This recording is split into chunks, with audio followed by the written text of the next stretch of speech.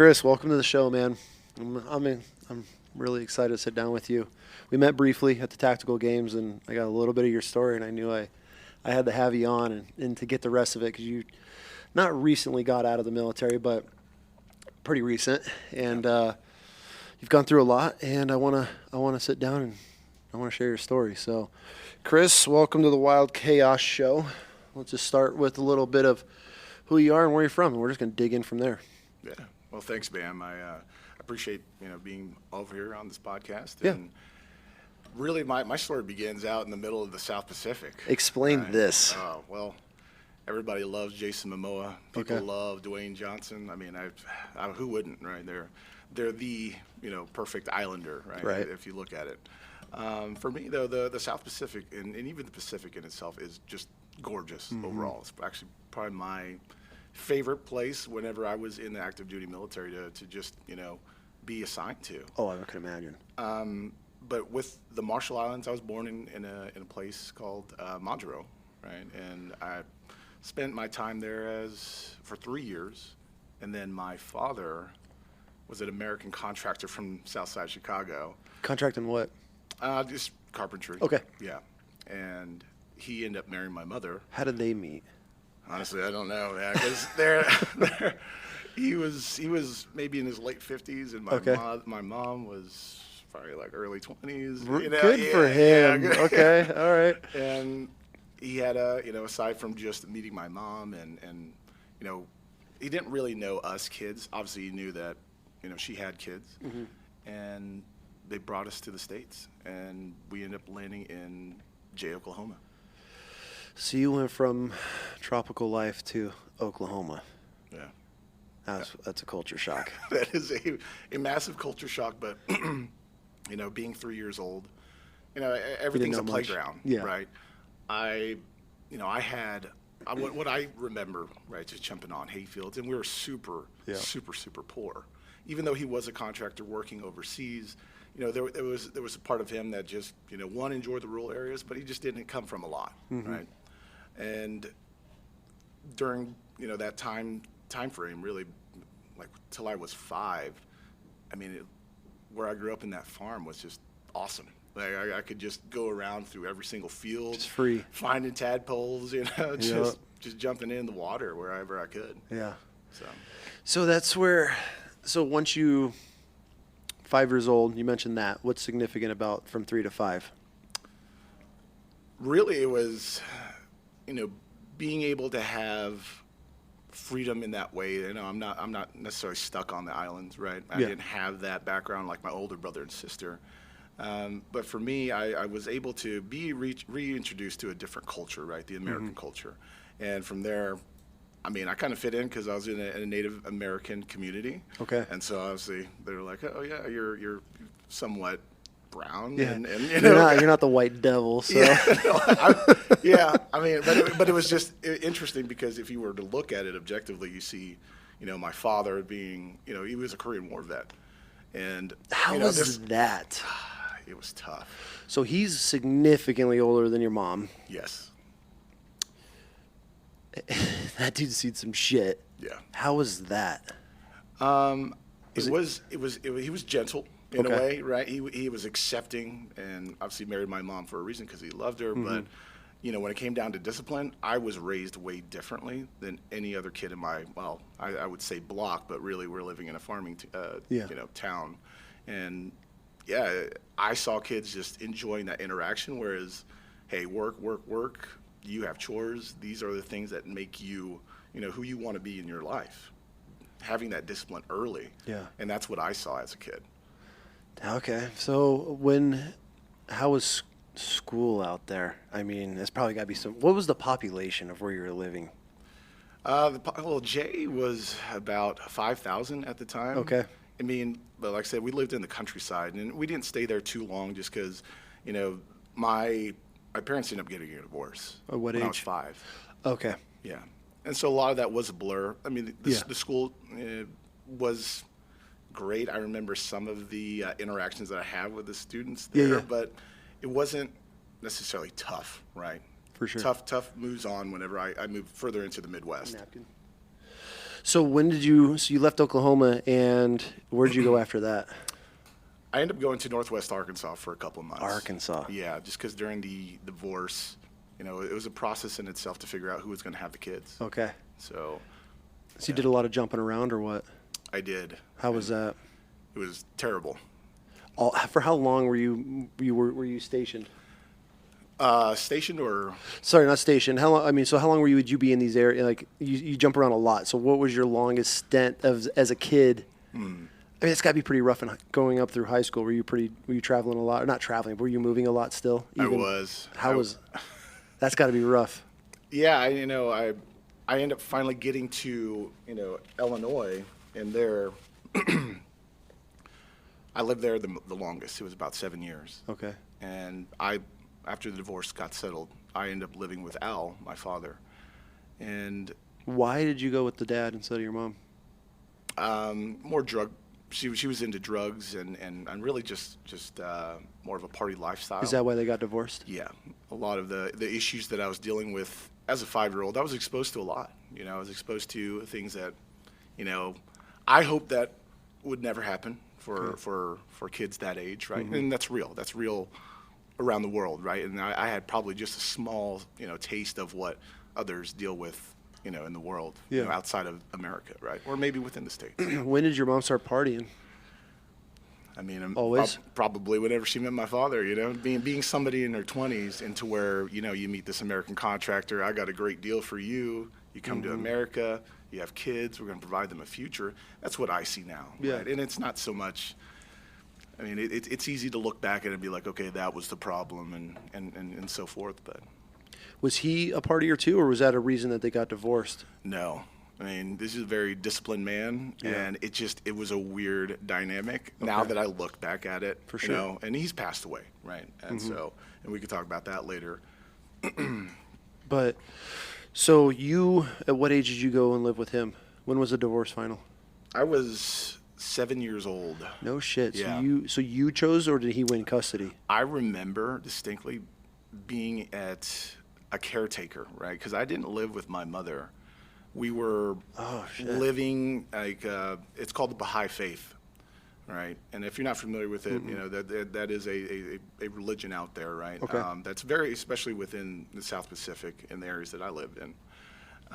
We were arranged with the church, and I was living with some other old lady there, and I lived with her for most of the summers. Yeah, and it was never an interaction with my mother. Right, the interaction was when I saw her. I was like, "Hey, a couple hours, and then I'm gonna go hang out and leave." And that sucks to say that, but that was the reality. Right? That was the reality, and I just needed something. Well, you don't know how to process that as a kid as well. Damn, man. So you were dealing with that. You have a very old stepdad that's a Korean War vet, and you're living with an old lady during the summer. Yeah. That's pretty wild out the gate. Yeah. Well, how did that? I mean, so where were your siblings? You said you have a brother and a sister. Yeah, there's actually 12 of us total. What the fuck? Your mom? You have 12 siblings? Oh, they're all half. Yeah, we can open this worm, can of worms if you want. Man. Holy cow! Yeah, are you still in contact with a lot of them, or once the divorces go, do you everybody just goes to their own family side? I'm trying to be more engaging, because when I joined the military, I shut everything off. For sure. And that's how I dealt with life, right? It's kind of like that escapism a little bit, and I just didn't know how to define family. So to answer your question, I do. I will contact a couple of brothers and sisters here and there, and I want that relationship. I do. For sure. I can see that. So once you moved in with your dad, you call him dad or stepdad? He's my dad. Yeah, Hunter. Okay. Yeah. I'm one of those people. Like if you're taking on somebody, that's your child. I don't believe in the step thing unless there's co-parenting. Anyways, so once you moved in with him, did he move around a lot still? I mean, were you on that kind of path through high school? I mean, constantly just jumping around? He didn't really move around. It was just because of, the divorce. So we were actually pretty stable once we got to Illinois. Okay. Yeah. And then what age was that again? I was maybe I was turning 9. I was turning 9 that summer, and then we got into Illinois. We moved in. And how was Illinois? It's the best. Really? Yeah. Why? I had friends. Yeah. I finally had an actual friendship, a community, a group Okay. of people that, if you were to look at Versailles, Illinois, it's nothing. What is it? I mean, how 475 people live in this. It's a village of Versailles is what we call it. the village of Versailles? Yeah. I've never heard of it. That's probably why, huh? Yeah. So growing up I grew up in a village and in New York, but like you can't get away with shit there. Yeah. So was it pretty? I mean, how were you as a kid? I mean, I was just. That's a tough question. I always liked to have fun. I was adventurous. Okay. You know. Mischief adventurous? Absolutely mischief. Okay. So. Well, the only reason I ask is because obviously if you're going through some of the situations that obviously by that age, like you can go one of two ways. Yes. And so which path did you take? I wanted to have fun. I wanted friendship. I wanted Okay. community. And this is weird to even think about now now I'm 34 and looking back at my childhood, because there were so many forks in my road. I could have easily went down just doing drugs, drinking excessively. Did I entertain that as a kid? Mm-hmm. Absolutely. But there was a part of me that just wanted something different. That just wasn't always going to be what the norm was. Okay. Which is a good thing. Yeah. That probably saved your ass a lot. Oh, yeah. I mean, I had joined a lot of youth groups just to get out of my house, Oh, why? I mean, if you went with your dad, I mean, was it just was he around a lot, or was it kind of just you and a bunch of siblings, or you just wanted your own space and meet new people? It was that. I wanted my own space. I wanted to be able to, well, again, if you look at community and friendships, a lot of my friends, we went to church, right? Because Got it's it. a small farming town, and Yeah. and that's how, kids got together on a Wednesday, and my father was a very religious man, Mm-hmm. regardless of the divorce and the things that he's done, but he was very big on every Sunday, we're going to be there and we're going to praise God. Yeah. I mean, that's good, though. Yeah. And then, I mean, in a small community like that, everybody in Yeah. church, and I'm Oh, sure the yeah. whole church is damn near there. Yep. Yeah, been there. I know those communities. So at what age did you decide that the military was your route? I mean, you're in high school now. What was high school like for you? High school was, man, it was an adventure in itself, just because I went to 3 different high schools as a junior. Really? As a junior? Yeah. How does that happen? Well, as I said, I snuck out of the house a lot, Okay. and I wanted to be around my friends. Or There was no part of me that wanted to be contained. Like, I wanted adventure, and it's not like I'm going out there to do these, partying to just get drunk and, Yeah. and do drugs. It's like I wanted friendship. But your dad doesn't understand that. No, I mean he's very, very set on his ways. He's he was a Korean War vet. That's all I can. Yeah. If anyone can probably understand that, I mean, I guess it would be individuals that had that background, right? Yeah. So you're gone a lot. Did he push you to join the military, or was that something that you kind of decided? Like, what was the deciding factor besides college or working or military? What made you go that path? It was him. Yeah. Yeah. It was. Was it him like, hey, the military might be a good thing, or hey, you're joining the military and getting out of here? No, and it comes along with a story, right? And where I came to that crossroad, and I was a terrible student. I was of 25 kids, I was 25. Oh, okay. Yeah, that's how great of a student I was. But the last school I went to, it was because of those 3 schools in my junior year. I remember getting off the Greyhound bus, and my uncle, who was a Vietnam vet, living in Colorado, and he's a hunter. He is a man of men. Like, he is. I wish I could have talked to him more. Okay. I wish I could have, had more conversations. But I was 16 whenever I got to his house, and. So they shipped you to hit your uncle to go to school your junior year? Yeah. He's like, my dad said, I cannot deal with, all the issues that you're having. You could either go to a home, or you're going to find yourself a place to live. Really? Those are your 2 options. And your uncle was it, huh? Yeah. Well, my aunt and uncle. He put you on a Greyhound and shipped your ass out, huh? Well, Al drove me to Colorado. But my uncle, whenever he was like, yeah, you're doing nothing for yourself, kid. Look at yourself. You're 16 years old. You're going to school. you need to be doing something more. As a junior. Yeah, as a junior in high school. So he pushed you to start. I mean, what was the more? I get on that Greyhound bus station at 16 years old in Denver, and I was by myself. I had like a can of tobacco, and and $20 in my pocket. And you know, my Uncle Bruce, he's like, "Hey kid, you're on your own. You got to figure this out." Really? Yeah. And I'm taking the bus from Denver, Colorado, down to Oklahoma City, and then to Bentonville, Arkansas, where my mom was. So you're going back to your mom? Yeah. Yeah. And were you still in pretty good relationship with your mom, or was this kind of like hey, you're my last resort, I have to come back to you? Yeah, you're my last resort. How was that? It was tough. Was she still on the same path that she was on? Or was she clean up by this point? Oh, really? Yeah. And so as a 16-year-old, you're able to process things a lot different. How was that moving into your mom, and then obviously she's still living that party life? It was tough. Yeah.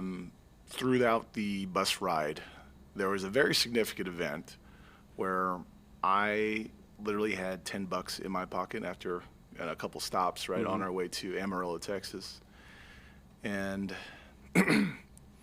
I'm fearing or dreading the fact that I have to go to my mother. And I don't know how I'm going to make this next leg of the journey. I just know I just need to eat some food right now. And I get approached by this older gentleman, and he's like, "Hey man, I need to eat." And I'm like, so do I. Yeah, so do I. I only got $10. You know, I'm 16 years old. Yeah. Looking at this older gentleman, and he's like, "Can you help me out, kid? Like, I'll pay you back. I'll pay you back." I was like, "Sure." So I gave him $5, and we're out there standing in the line at McDonald's. We order our food, and we eat. And I'm like, "I got no money until I get to Bentonville."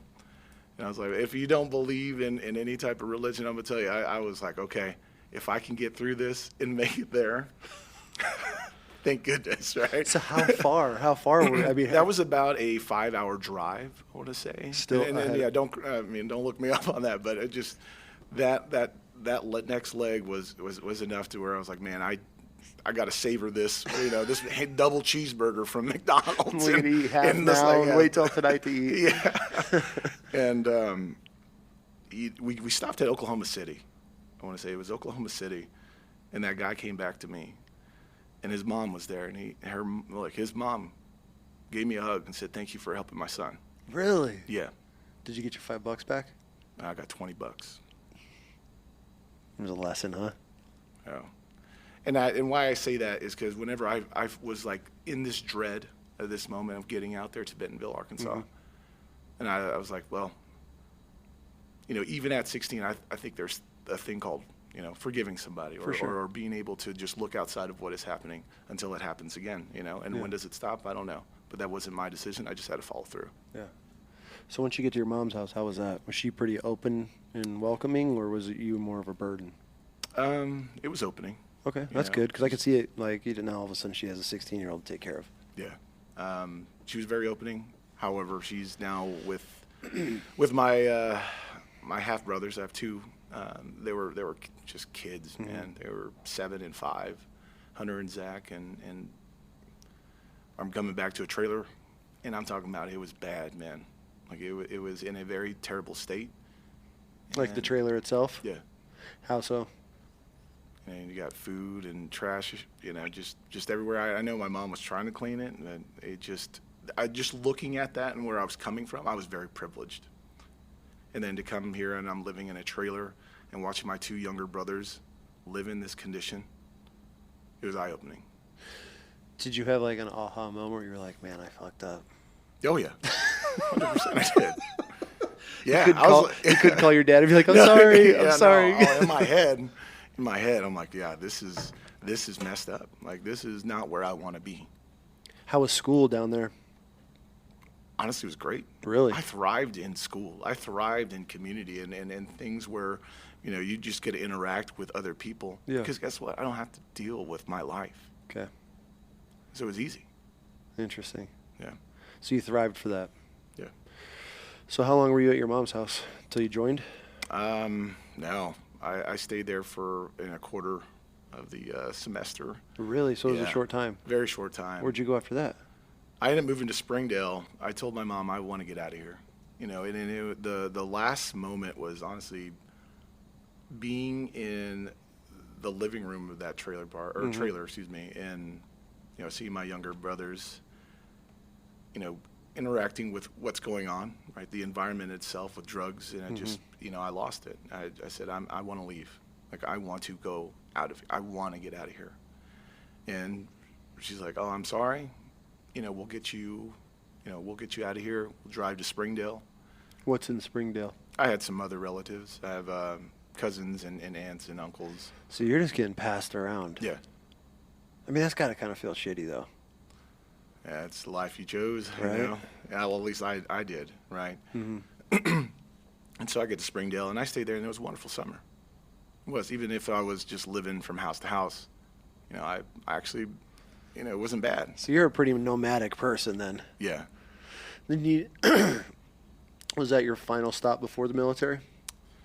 No, I ended up going back.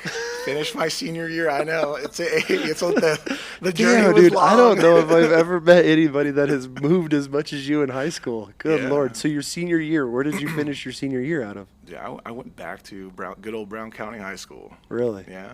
No. Which was your original stop, or? No, because I was going to my junior year. I started out in a little town called Yeah. Griggsville. That was about 14 miles away from where I was living in Versailles. Okay. Right. So I went back, took another Greyhound out there because it was like a basically child support check. Yeah. I asked for it, and that's what I paid. I paid for a Really? Greyhound bus ticket. And she bus gave it to ticket. you, huh? Yeah. No kidding. Yeah. Well, good for you, man. That's a lot for a kid, I feel like. Yeah. It is. I And mean, that was just life for you. yeah. And I got there, and I knew I had one thing in mind: to graduate. Okay. I mean, even though I was 25 at 25, I still made the list. Made the list, right? Yeah. You're somewhere on there. Yeah. So after graduating, I mean, so did you spend your whole senior year? You stayed still for that, or did you go to multiple schools your senior year? No, I stayed there. I was just, homeless. I even though my dad was alive at that point, I told him what I was going to do. He said, "Okay, take care of yourself." I was like, "All right." And he was living about 14 miles away from me. What do you mean homeless? I was just living from house to house, my friends' houses. I was staying in, whatever bed I could find. I hear this a lot. And it blows my mind. Like, I couldn't fathom my kids just on their own, like in high school, and just having random people take care of them. I mean, that is, it's a lot more common than we would like to think. Like, it's scary knowing that there's just. I know a couple that, like, they took a kid in. And it's like, well, he needs a place. I mean, it's great. I feel like my wife and I would do it if we had to, but fascinating. Yeah. Fascinating. So after all that, then is that when the military started? Yeah, the last month before I graduated. You were like, oh, fuck, I got to get my life. It's usually when it happens. That's when the recruiters start sniffing around. Yeah. And so you knew the Army? Was that like your first choice, or? It was. I had a couple buddies that were in the National Guard, and I'm like, yeah, man, this is the best thing. You need to, you want to get out of here, you can go to basic training. But, they're just talking it up. Yeah. And, like, I got a recruiter. One of my close friends in high school was, he was selling it. And I was like, okay, I'm going to be this 88 Mike, whatever the heck that means. Which is truck driver. But, I mean, I just, I bought it. Yeah. I bought it. I was like, yeah, I want that. No kidding, huh? Yeah. So you go off the basic training. How was that? Well, not even yet, because I had to go through MEPS and yeah, thinking that I was going to be this 88 Mike and loving the idea of that, I went to the recruiting station, right, and told them what I wanted to do. They're all about it. Talked to the National Guard recruiter. He's like, yeah, you're the prime candidate. You're the person that can, fulfill this role. And in MEPS, I actually changed my mind. What'd you change it to? To 11 Bravo. Because, Oh, yeah. I didn't want to be somebody that was pushing mops. I wanted to kick in doors. Right? Yep. That's what they said to me. And I'm like, yeah. Sign me up. Yep. So then off you go.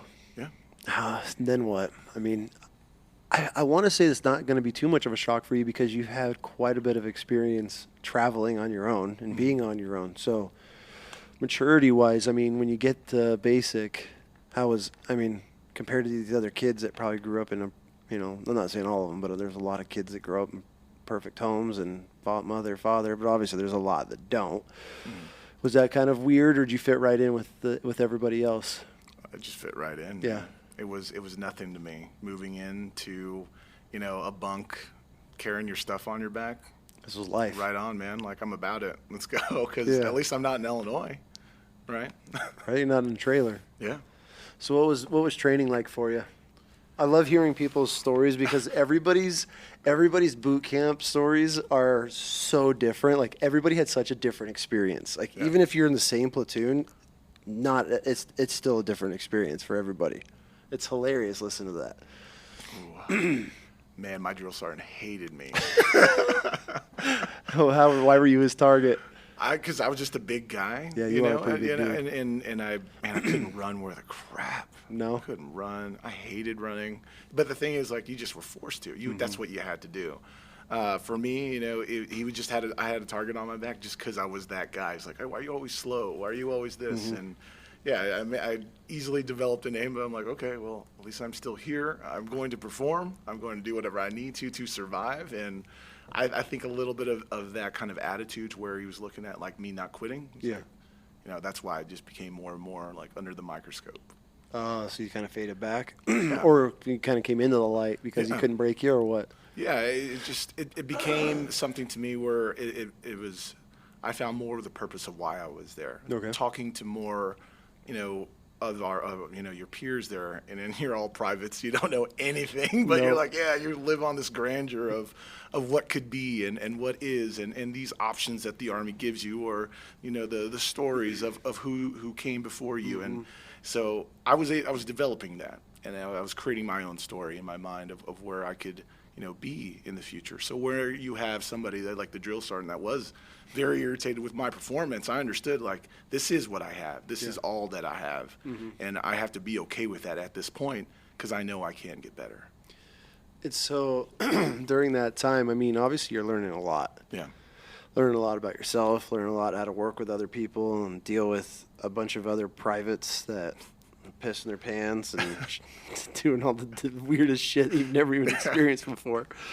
So after that, I mean, in the back of your mind, you're like, okay, I'm going to go be a trigger puller here. What year is this? What year did you go to boot camp? In 2008, I was out in Fort Benning. So, I mean, the war's hooking and jabbing. Yeah. So, I mean, you're signing up to be a grunt, so you're getting deployed at some point. Oh, yeah.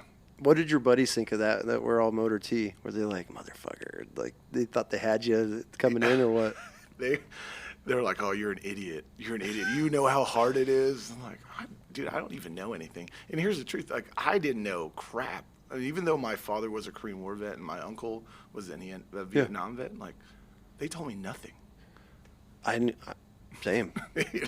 I knew what the recruiters told me. That was it. I mean, but also at the same time, like 2003, it's not like we had the YouTube and Google as much as it is now. But we didn't even own a computer when I was growing up. Yeah. So it's like, what fucking research am I going to do? Besides, like, well, raise your right hand. And I was like, cool. Like, I had no idea what even happened at boot camp. Like, it's like, you just like get thrown into it. And you're like, I should have done my homework. Yeah. 100% same. I got there, and it's not, again, it's not so much the traveling and pieces of it's just the culture the shock, atmosphere. right? And you're just like, whoa, like, yeah, this is not what I wanted to do. I'm standing nut to butt on some guy in the airport, and people are looking at us. I'm like, this is not the commercials that I saw. Yeah. None of this was in the Marine Corps commercials. So after boot camp, where were you off to after that? I did a little hometown recruiting, and then to answer your question, I actually went up to my friend. I was like, this is not bad. And, just to tell him, like, hey, you can do it, essentially. Yeah. And I finished up my hometown recruiting, then I went to Fort Lewis. Where's Fort Lewis? Out in Washington. Yeah, Washington State. So how was that transition? A lot easier, because I felt like I could be stable. Okay. Right. I had my bags. I knew where I was going to go. Understanding from, again, being that 16-year-old, like I just always remembered that piece of always jumping from here to there. And now I finally am stationed at a unit for 3 years, and that was long enough for me. Was that weird? So I mean, you almost trained yourself to this chaotic life of constantly shifting, which is almost the best case scenario to join the military because it's the norm for you now. Your norm is not having a secured home and always being bounced around. But then now that you get stationed somewhere for 3 years, was that weird, or were you thriving for that? I was thriving. Really? So you needed it? I did. And it's so weird how that is, a constant part of me, even still now. Like, there is that sense of, I say adventure, I don't know, maybe escapism. Something about that was normal, and you're absolutely right. That's interesting.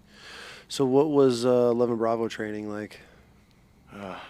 Man, it was so fun. Yeah? No, it was terrible. No, it was great. It was great in the sense of, like, I suffered with so many great people. Okay. How so? I mean, you just grow up with these knuckleheads. You're all 18, 19 years old, and you're developing that relationship. And where I say it sucks, it really doesn't. It sucks because it's physically taxing, right? But in the grand scheme of things, you're like, man, that was pretty cool. Like, I mean, not so much the smoking sessions, but. Yeah. It's always fun to try to. I think that's what separates a lot of us from the civilian camaraderie side of things is because, like you said it so perfect, like you're surrounded by a bunch of 17, 18, 19-year-old kids. Yeah. And granted, there's obviously all ages, but the majority, that's it. And you're learning and developing and growing all together through some of the most chaotic bullshit you've ever done in your life. And the bonds that come out of that are unbreakable.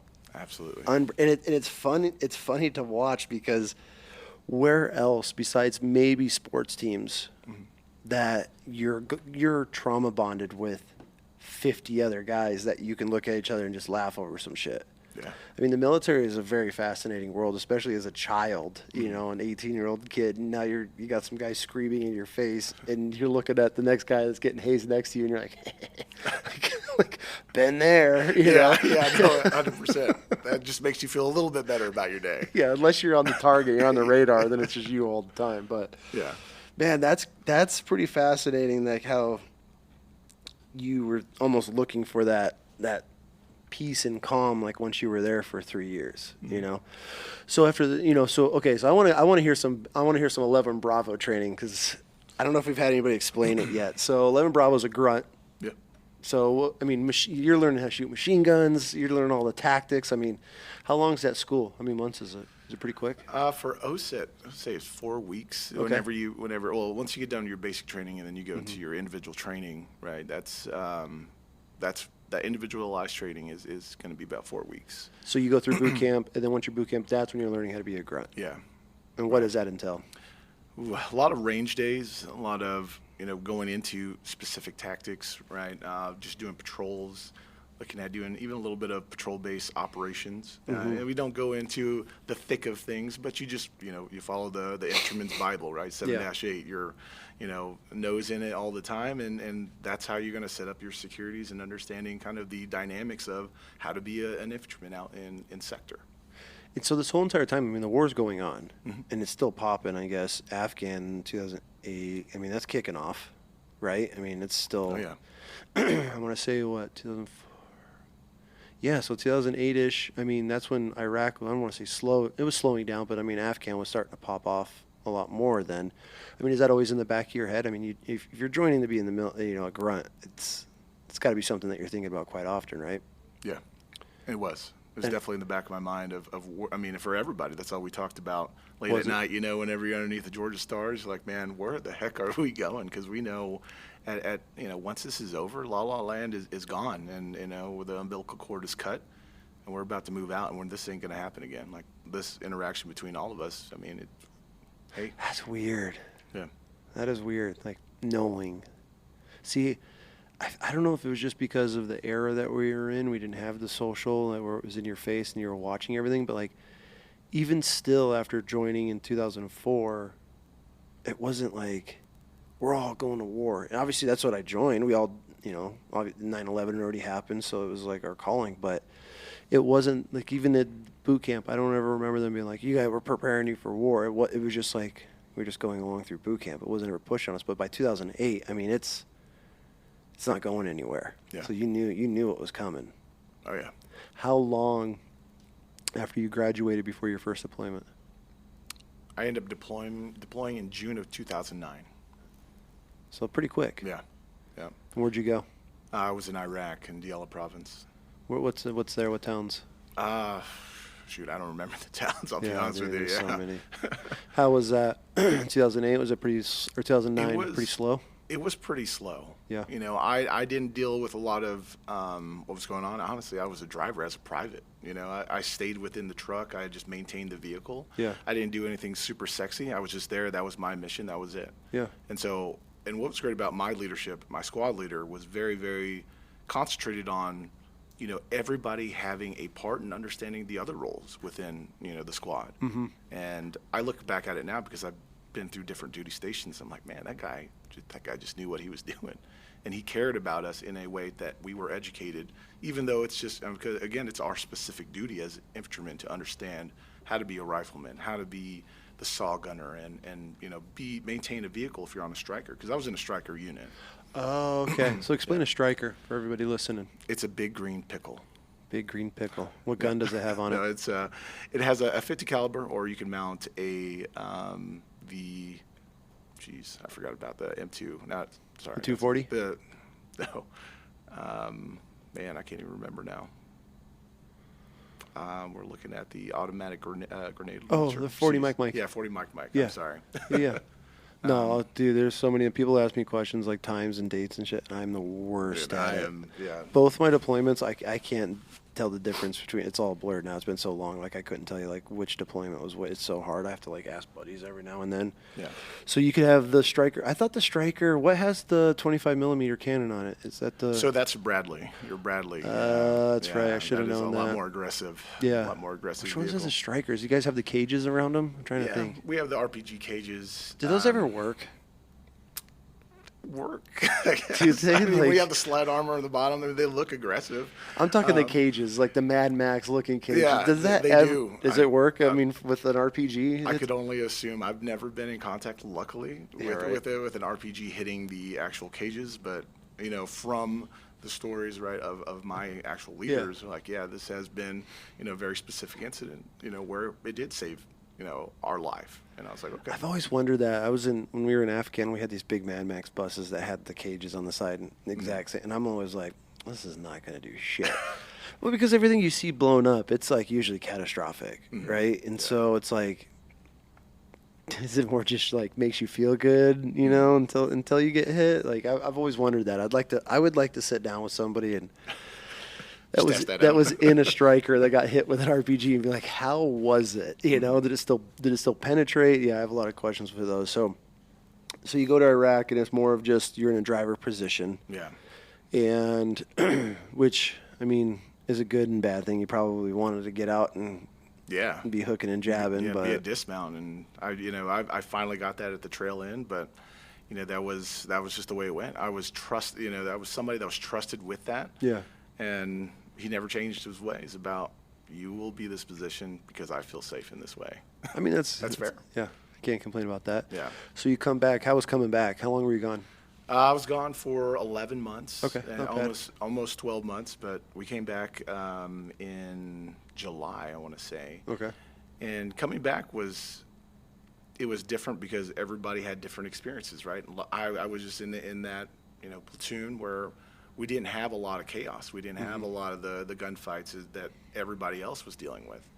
And you deal with aggression with different platoons. Like, you didn't do this, you didn't do that. It's like, look, I mean, at the same time, we all gave something, right? And that's usually time, and that's what you're angry about, more than likely. And it's funny you bring that up because you see that a lot in the military. Because I feel like most people think that everybody goes to combat. If you're served your country, like you went to combat. When in reality, I think it's like 1%. I want to say 1% actually like go to combat. And so it's like, but then on that, it's like, oh, we did, there's always this huge flex within the military of, you guys did do shit on that deployment. It's fun to always watch. And, I deal with a lot because we were always on these big groups with vets, and they're like, oh, we were in Ramadi there in this time. Well, that wasn't when this was, we did, and so you see these guys like always having to flex on each other when they're in these cities first. And it's hilarious to me. But like you said, it's like, dude, everybody signed. We're all there for the same reason. Just some people, fuck, it's just your path. Like, we had a team on our platoon, and their sole purpose was just support, and they followed us everywhere, and they'd sit in the vehicles on comm all day, and they couldn't even get out to take a piss. Like, that was I remember looking at them like, fuck that. Yeah. Fuck that. Like, I'm not getting in trouble because they're going to stick me there. Like, and so, but it's hilarious to think like how much banter goes back and forth of what you did overseas. And I get it, dude. Some of those dudes, they have the right. I mean, fuck, they've done some crazy shit. Like, you earned that badge, So how long were you back before you did 2 deployments, right? Yeah. So how long was your break?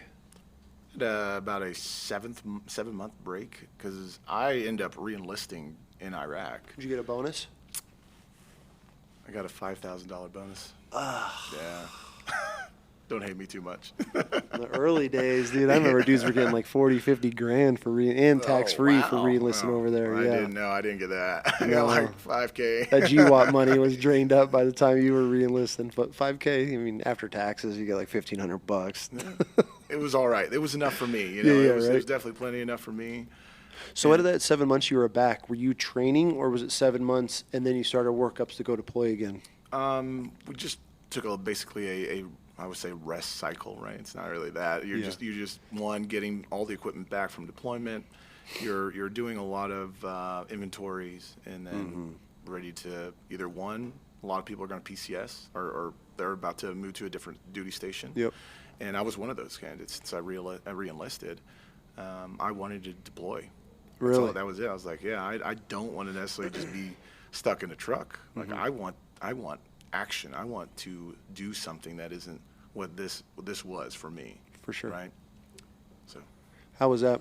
I mean, so then what, did you volunteer to go to a new platoon, or did you just, once you re-enlisted, was it needs of the Army, or did you get the request where you wanted to go? I got the request. I ended up going to Germany. Really? Yeah. How was that? That was chaos. Why?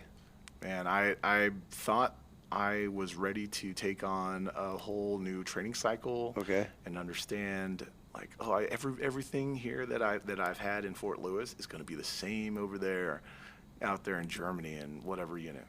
Boy, that was idiotic. Yeah. Well, it's funny because you could do the same job here. Yeah. But then go to another base on the other side of the country, and it is not the same. Yeah. Same exact MOS, completely two different worlds. So you go to Germany. Yeah, man. Did you find a wife in Germany? No. But a lot of dudes do, dude. Yeah. I know a lot of Army guys marry them German women. No, I did not have a German wife from Germany there. Actually, I met my first wife there before I actually went, and that was all chaotic in itself. What do you mean you met your first wife there before you went? I was 19 years old, man, and I was like, oh yeah, I met a girl in basically our, what is it? WLC is what we called it. It's a warrior leader course. Okay. And I was big bad specialist, thinking I'm, single, no problems, and end up being hooked up with a girl and. Idiot.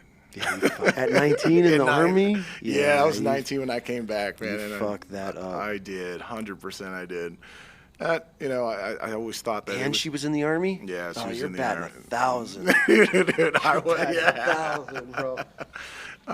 But I'm pretty much the poster boy of those bad decisions, right? What was her MOS? Was she an MP?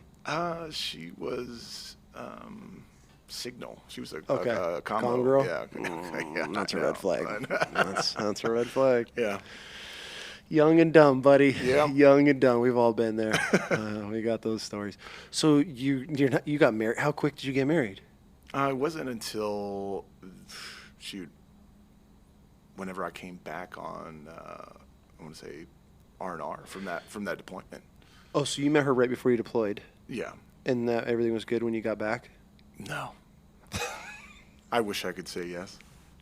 I knew. I had to ask. I already knew where that was going. Yeah. I had to ask. Here we go. How'd that go? Yeah. Let's dig into this. Yeah. I mean, there's a lot. There's a lot that goes into it. It's not just obviously doing what I did with that first marriage. It was, that point in my life where that deployment where it really went sour. Right? Your first or second? The second one. Let's get into this. And it was a unit at first where I was just having issues. This is from Germany. Yeah, this is getting into Germany. This is me leaving, Fort Lewis. Okay. And I was on a high because it's like, this is the best damn place I've ever been. Leaders there in Germany. No. This is from Fort Lewis. Like, okay. This is what I've developed as everything will model after this, assuming that. Mm-hmm. And what happens when you assume? You find out real quick. Mm-hmm. Right? I get to Germany, and I get into my new company, and a lot of things I got to figure out of basically who I'm going to be as a leader, because I was going to take up a team, and then the overall shift of the armor into infantry started happening. Right, there was this integration. Mm-hmm. And we had tankers, and regardless of MOS, I don't really care. Mm-hmm. It was this transition of real leadership within the company level that I was getting exposed to that really I shouldn't have really seen, because there's that politics that kind of bleed into it, right? Mm-hmm. And that was my first time dealing with that as a young E4, thinking that he's this macho person. And then understanding that there's this thing called politics that live and breathe, or it's bureaucratic, right, in these company levels. 100%. I think a lot of people don't realize how bad the politics are in the military, which trickles down all the way to the private level, which ends up they're the ones that get shit on the most, are the troops, because of politics. Yeah. Working late because the major's here. Oh, Sergeant Major's here, we can't leave before him. And it's all just flexing, showing off, and trying to make their platoon look better. I mean, it's crazy. You'd think, we're here to do a job. Let's get it done and get the fuck out of here. Yeah. Instead of, we have to play politics. We have to come in on Saturday because another team's here cleaning weapons, and we can't let them look better than us. I never understood that. No. Politics in the military were wild. That was a big reason I got out. After picking up E6, if anybody knows me, I am not one to play in the sandbox when it comes to politics and having to burn people to make yourself look better or your team look better. I already knew that wasn't my career path. I couldn't do it. Yeah, man. It's crazy though. It's crazy how much it happens, and it's all it's based off of. Yeah. And so now you're getting a little taste of it. Yeah, showing face. Oh, I'm doing this. Got to do the extracurriculars just to make yourself look good because I'm the chosen one, or whatever. I mean, with that idea right in mind. So, I get exposed to that for the first time within the first, 6-7 months, because we're about ready to deploy, and we're close to doing our pre-deployment training, which we called the MRE, which is not what you think of like an actual MRE, but mission readiness exercise out there. Yeah. And the exercise in itself was right outside of our gate, because in Grafenwehr, Germany, that installation, they have enough training space that you can do stuff like that. So I didn't go to Hohensfeld, which is normally the place where people go to do their pre-deployment training. Okay. And that was a shit show. Why? My commander gets fired. For what? He gets fired. I mean, and I didn't know the specifics, right? It was just because of a leadership issue. Let's just say that, because that had to be a major problem. Yeah, again, especially whenever we're about to deploy, and this is our, basically this is your commander that you're supposed to be deploying company with. Company commander gets fired. How quick? How close? Within 3 weeks of deploying. Yeah. It was a toughie. God. It was a toughie. And I'm already losing faith in me being here, and I know, I've built so much of this confidence, right, from Fort Lewis, and then, I'm now in a billet where I can make a little bit of decisions. You're not really making a lot as a team leader, but I'm also being exposed to what is bad leadership. Oh, for sure. And I'm like, man, I don't know what the heck to do, who to complain to. And all the other team leaders like, what was making it such poor conditions? Like, what was poor leadership that you like had nobody to go to over it? Just a level. It's just a level of care. Okay. I mean, There's if I were to strip everything away, it's just a level of care. No troop welfare. No. See, that sucks. Yeah. I mean, It's a miserable time. This guy, in one instance, was talking smack on this dude, but this is what one of the actions, right? Is took his Humvee because we were training right outside of the gate, and we just go back into the PX and grab his stuff and hang out there, and then come back, and then we're out there in the field as soldiers are, and maybe there was another excuse to why that was acceptable. Oh, so he took his Humvee, and was just out there in the middle of the installation, right? Yeah.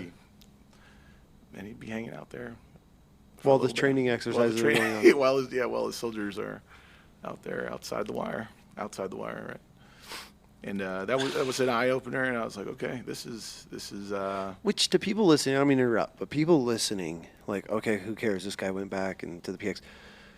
But when you're in the field and everybody's miserable and everyone's hungry and dirty or cold or wet or sleep deprived, and you find out some motherfucker's going back and getting hot chow or McDonald's, or he's not sleeping in the field, you want to talk about an uprising. Yeah. That's one of the biggest morale killers. I've talked about it a little bit on some of the other episodes about I had a leader that we found out I caught him with a sat phone. We were out there for months out in Iraq. Dude. And every time we'd go back, if we were lucky to go back to a base and make a phone call, my wife always knew what was going on at the time. I was like, how the fuck do you know? This just happened. Yeah. Like nobody's been out of because we were operating out of a town. And if anybody went back to the town, it was I was the lieutenant's driver, so anybody would come back with us. They would convoy back because anytime anybody had to go to the FOB, he would go and debrief or whatever officer shit had to do. And every time I called my wife, I'd run. We'd have like 2 minutes on a sat phone, and she'd be like, I heard so-and-so, I heard this. How the fuck? I never knew. And then I went over to my buddy's vehicle one day, and I caught that dude on a cell phone, on a sat phone. I went and told my lieutenant, and my lieutenant had his ass because we were tight. Yeah. But yeah, but he was an absolute piece of shit. He got a year's supply of Monster donated to our platoon, and he kept it all in his garage and never gave one of them away. Awesome. What a fantastic that type. gentleman. So I know what you're talking about.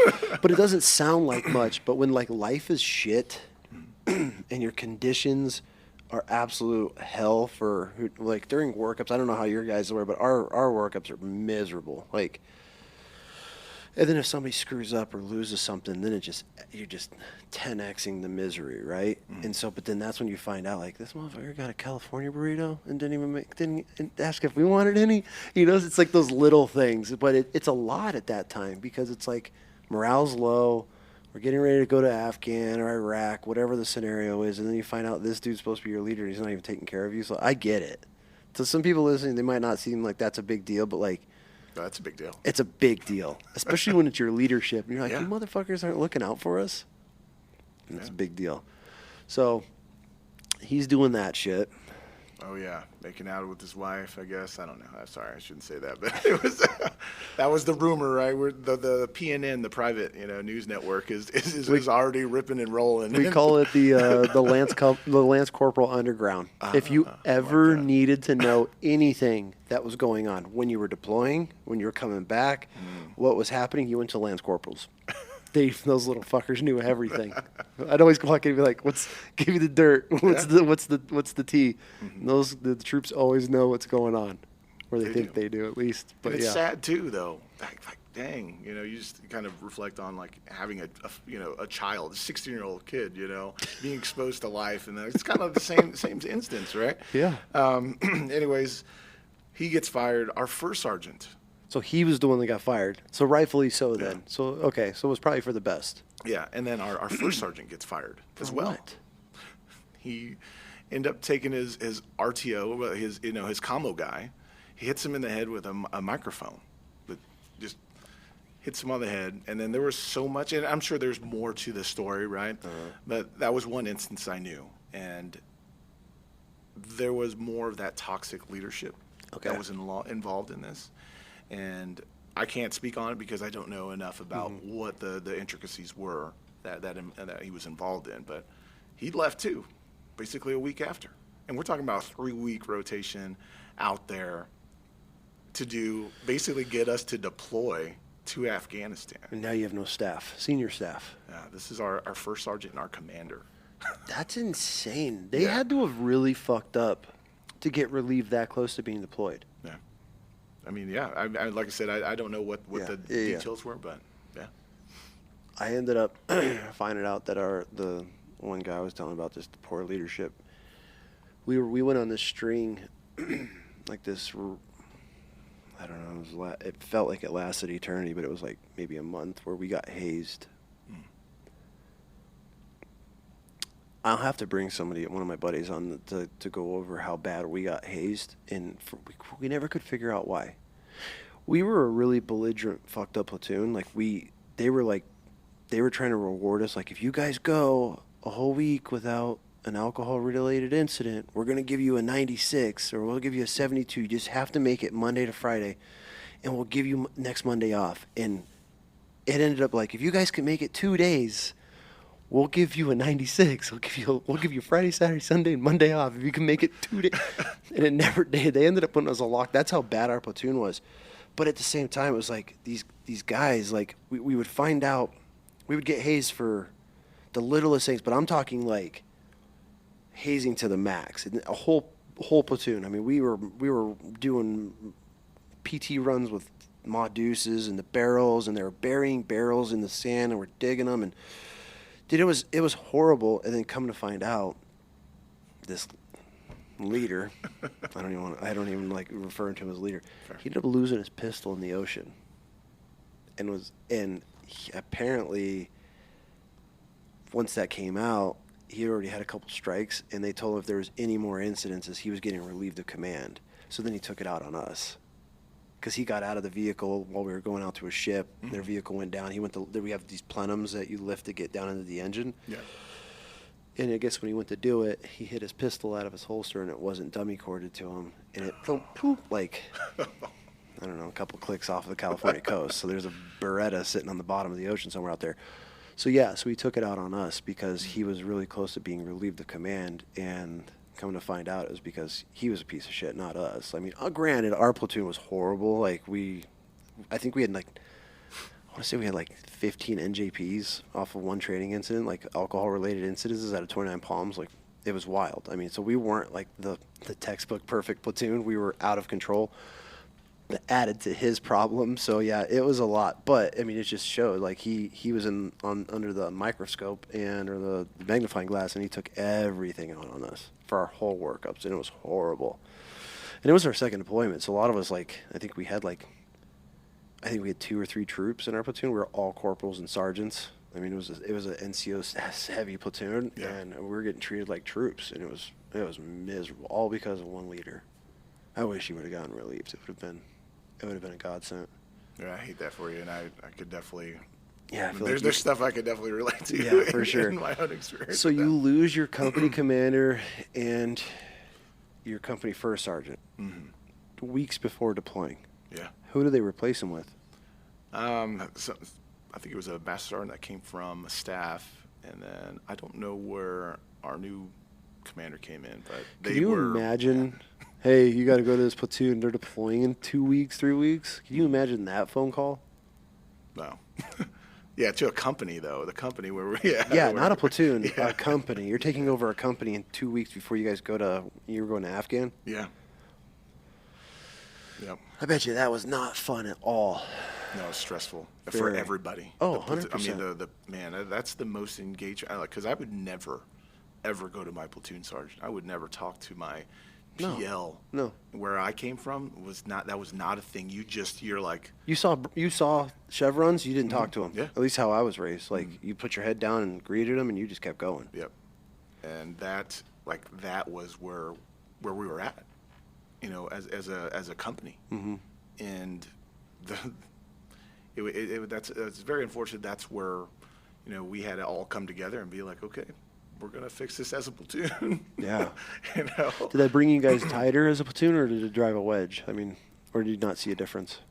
It was honestly driving a wedge, because it's the fact that fear was taking over a lot of individuals. Because they just didn't trust, didn't have trust in the company? Yeah. Okay. And fear not in the way of they're doing their job, but yeah, it's just like, okay, I only trust our leadership in this way because I was designed that way, and we're seeing them, being out of the fight. And you're going to war. Yeah. And now you have all new leadership. They have no idea. That's crazy. I've never heard of somebody getting relieved. I mean, I've heard of guys fucking up overseas and getting relieved, but like not 3 weeks before. They had to. I would love to know what they had to do to get relieved in command. That's a big deal. Yeah. The only time I've ever legitimately seen guys relieved of command was when one of our instructors drowned in a vehicle. And then after the inspection, they saw everything that didn't happen. And I was just talking this about a buddy. I've never witnessed anything like it. We had this. I don't even know where this guy came from, what level of Marine Corps he was. I'll never forget. They had all the instructors in the bleachers, and this sitting right bottom bleacher. You're this colonel. Literally we're this close, but I'm sitting like looking at him, and I'm a sergeant at this time. Maybe, I was a sergeant. No skivvy shirt underneath his blouse, so it's just chest hair hanging out, which you got to be a pretty crusty motherfucker to rock no skivvy shirt underneath your blouse. And he was like, as of today, I fired your CO, your XO, your sergeant. He fired the whole entire chain of command and stood there and like bragged about it. And we're all like looking like, holy shit. I get it, like they're this platoon commander and stuff. I don't, I can't talk on it. It wasn't my platoon, but a vehicle went down and a Marine got trapped in it and drowned, and so it was a pretty horrible thing. Thank God all the students made it out, but I mean, obviously. But when they went through the after action, did the inspections of the vehicle, there was a lot that didn't take place beforehand, and so they relieved everybody. And that's the only that I can justify. If the staff aren't doing their jobs and making sure their instructors aren't doing their job, I mean, shit rolls uphill at that point, not downhill. I mean, everybody at the top's getting let go. So I could understand that. But to get that close to a deployment, that's wild to me. Yeah. So you guys are off to Afghan. Yeah, we finally get there. Brand new leadership. Brand new leadership. You're off to Afghan. Where'd you guys land? We're in Logman province. Where's that? That's what's probably east. Yeah, northeast. Okay. And we were in a place called Badpack, which is our little cop that we're staying in. And what's the terrain like where you're at? Is it flat desert or are you in the mountains? Oh, we're in the mountains. Okay, so you're in it. Yeah, and it was lovely. The scene was lovely. Are you being sarcastic about that? I am being very sarcastic. There's like 3 villages. We're basically in a bowl, and we're this small little, cop. Right in the middle right out there in Logman province, and it was interesting. I want to know who's in charge of finding locations to build these mini fobs, or what do you guys call them? Cob. So a cob. Yeah. And I see some of these army bases, and they'll be in the bottom of a bowl, it's surrounded by mountains, and they're like, we get mortared every day. And it's like, well, no shit. They're looking straight into your fob. Like, who picked this spot? That always blew my mind. That's one thing in the military of all of our tactics and everything we do. Somebody's going to stand in this valley and be like, right here, George. This is what we want. Or are they just looking on a map and not looking at the topographical lines and being like, yeah, right there looks like a pretty good spot to me. And then they get there. I mean, that always blows my mind. So you get to Afghan. You guys are getting settled in. What's your day to day? Within the first month, I want to say there was a National Guard lieutenant that was under investigation, and he committed suicide. There? Yeah. What was he under investigation for? Loss of equipment. Oh, it was a really big killed himself deal. over lost equipment. He was signed for a lot of stuff. That was there at the cop that we were at, and at least that's from what I heard, right? And then I didn't read the investigation reports or anything like that, but he ended up taking his life. Damn. Yeah. Over equipment that he was signed for. That's a tough one. Yeah. That's a tough one. What were your missions? What was your day to day when you were there? Man. Were you foot or mobile? Oh, we were foot.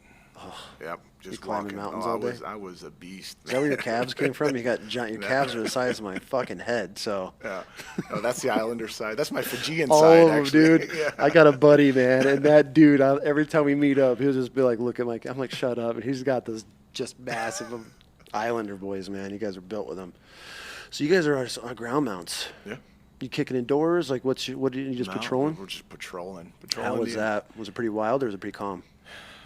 You know, it was slow because we had, you know, we have elevation, you have, you know, the terrain itself, and we're not fit. Yeah. Like, I was an I mean, not even E5 then. I was working in a line, you know, squad, and they asked me, they're like, hey, we need somebody to carry the 240. Oh, what's a 240 weigh? It's got to be 30 pounds, right?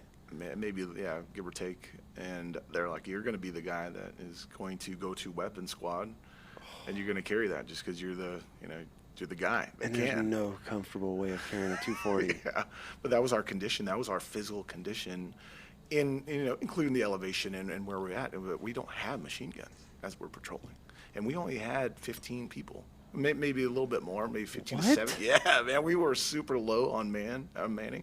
So you guys are rolling with that many numbers on foot, and you don't even have any machine guns with you? You're all just carrying... We had the sauce, but we couldn't go, like I say, slow. The process was super slow. So we're getting used to that elevation and the terrain, and it was a terrible process for all of us. And it was a good realization. It's like, look, obviously we're not fit. We need to get fit.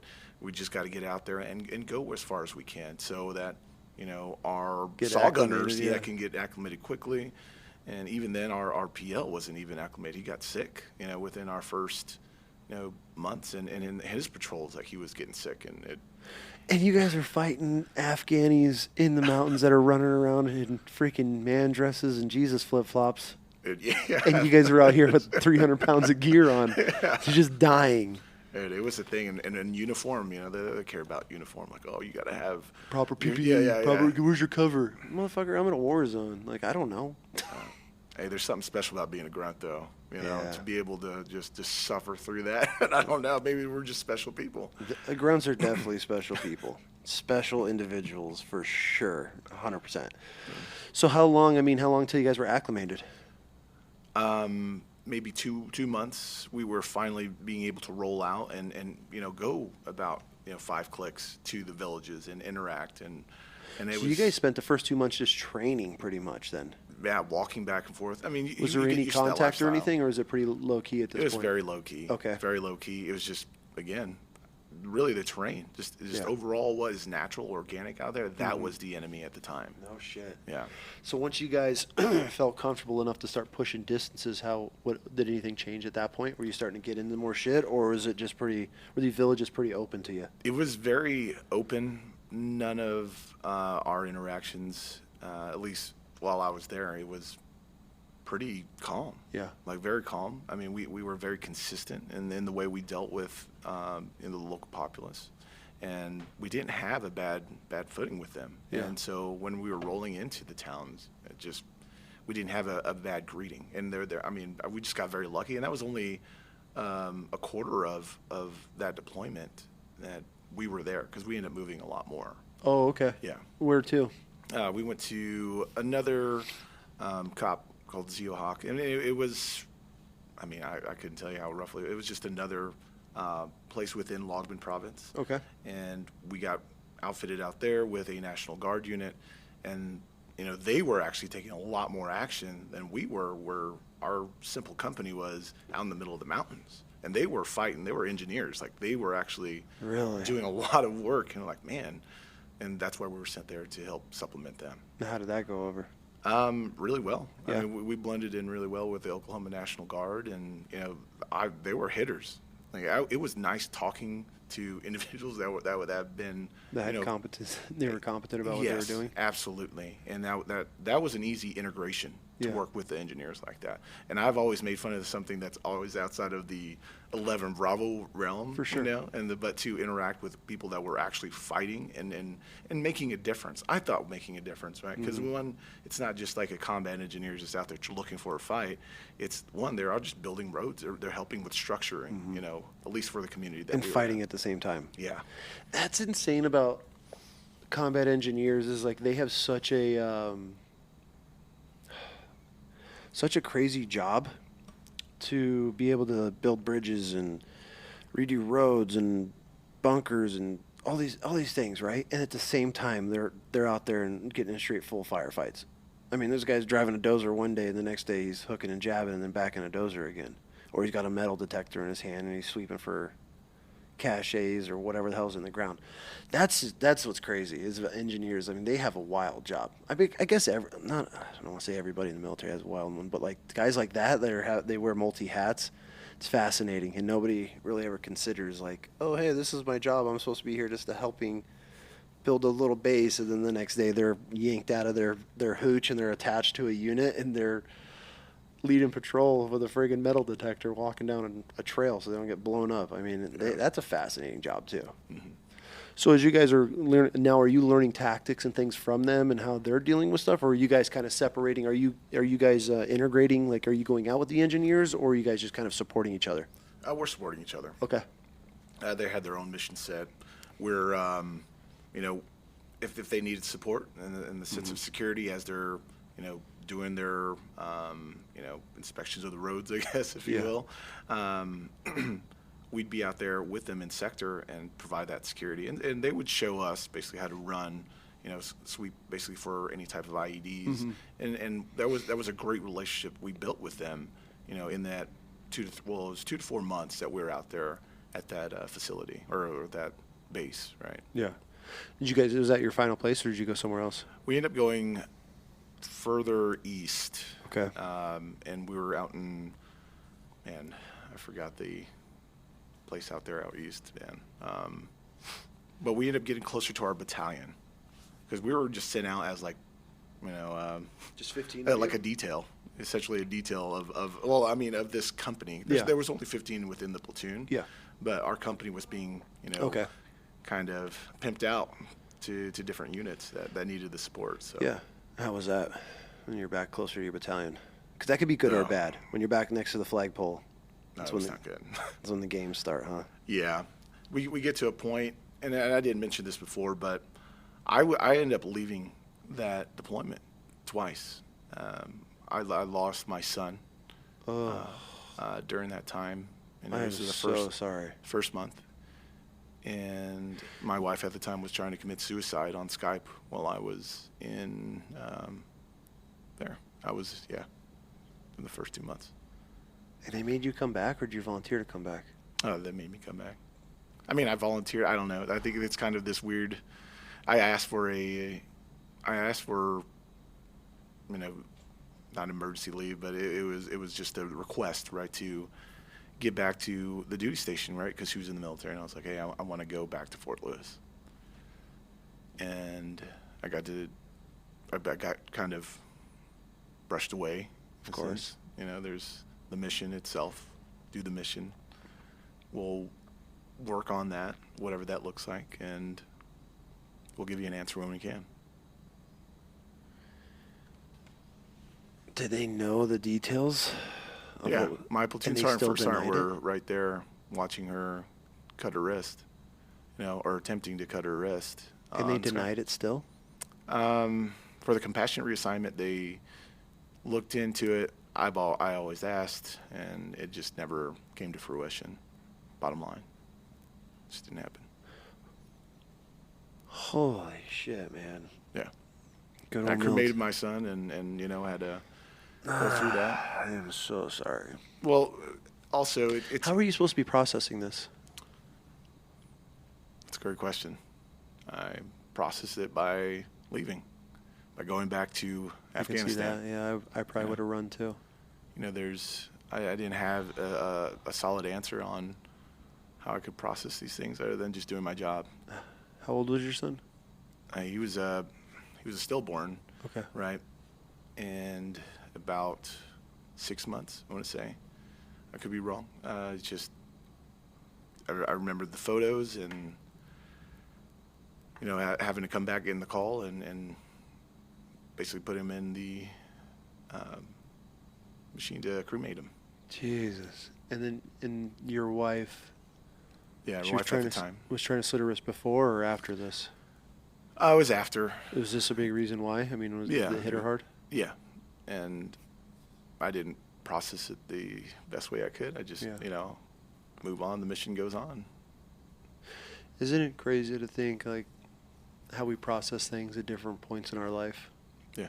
There's things I look back and I've talked to my wife about how we've gone through things, and it's like, God, I was such a fucking piece of shit for how I processed that. And, like, I look at it now and I'm like, it completely different. Yeah. I feel like I would have done the exact same thing in your shoes at that point, but now I'd have been like, I need to be here for my wife. But back, young kid, I'd have been like, get me out of here. I don't want to deal with this. I get it. So how did that, and then you came back. Yeah, I came back. And so you just buried it. Oh, I buried it, man. I did my job. I was I felt like a damn good soldier, dealing with all that stuff. I didn't let it weigh me down. I took care of my individual soldiers in the best way I could. But inside, it's slowly eating. Oh yeah, That's a ticking time bomb. It was, 100% was. Damn, man. I am sorry to hear that. Oh, it gets better. Well, let's get into that. Yeah. I had, I never was a person to think about suicide in that way, especially now when I think about it and reflect. I had two of my closest friends, and these were my first roommate. You remember your first roommate in the Army? I was just with him last week. Yeah, he killed himself, right? Aye. Well, I guess he shouldn't say over there, or I shouldn't say killed himself. He was in an incident where, he lost his life. Right? How? He got hit by an 18-wheeler, and I'm pretty sure it had to deal with his lifestyle, with the way he was living, and Okay. always foot to the gas, and he ended up passing away, and that was this collection, this different types of layers of just loss. For sure. You This know, is I all did- during a deployment? Yeah, I'm still in Afghanistan. And So you lost your son, your wife trying to kill herself, you Yeah. lost your best friend. Yeah. You said two friends? Yeah, and within 2 months, my other close friend, he passed away too. Just on All on one deployment. Oh yeah. And your unit's like, well, you're here. They're like, I'm sure it could be, summed up as, well, everybody deals with loss, right? Come on. I feel like your son or your wife alone would have been enough to been like, hey, go take care of your shit. Yeah.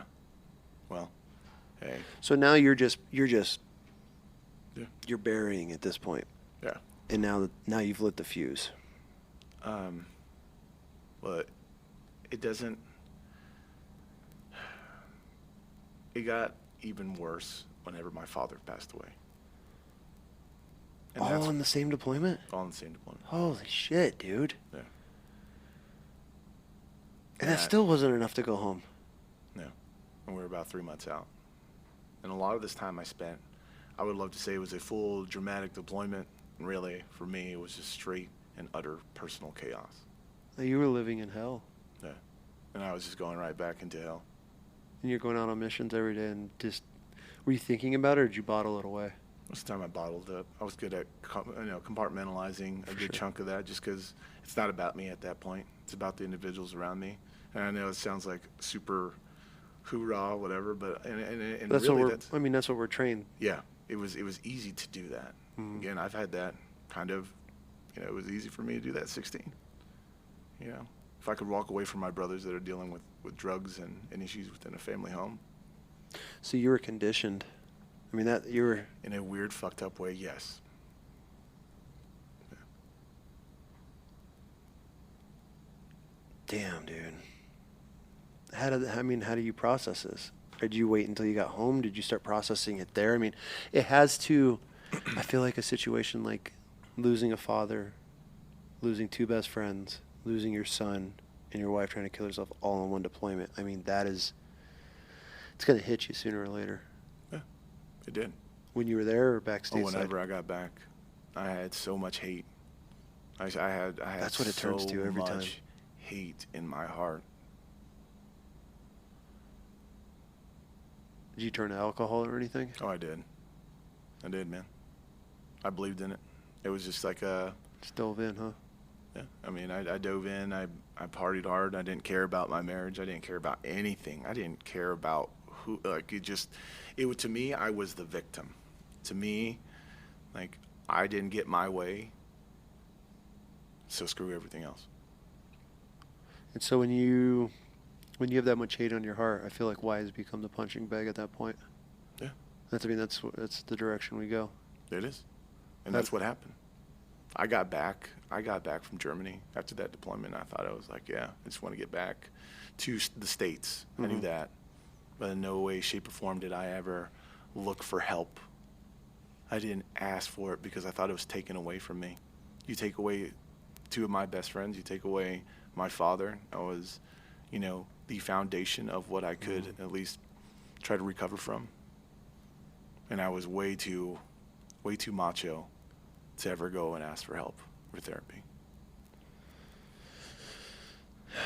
And we didn't even get to the other part of where I was about to be chaptered out of the military.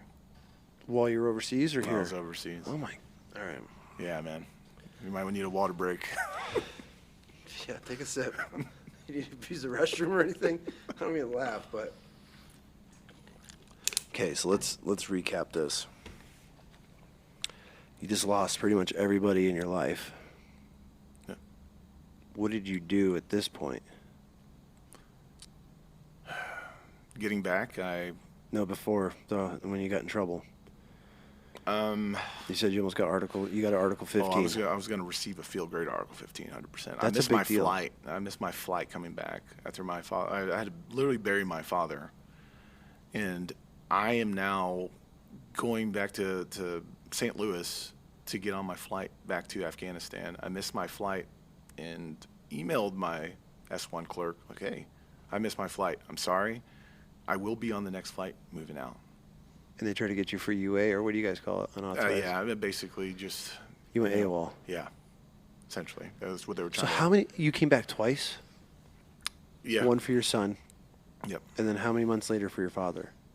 That was only about 10 days. I want to say 10 days. Yeah, it was... Yeah, so it was twice overall within that time frame. So... And you missed your flight, and they try to get you for going AWOL, for burying your father. Yeah, and this is whenever I'm finally next to my battalion headquarters.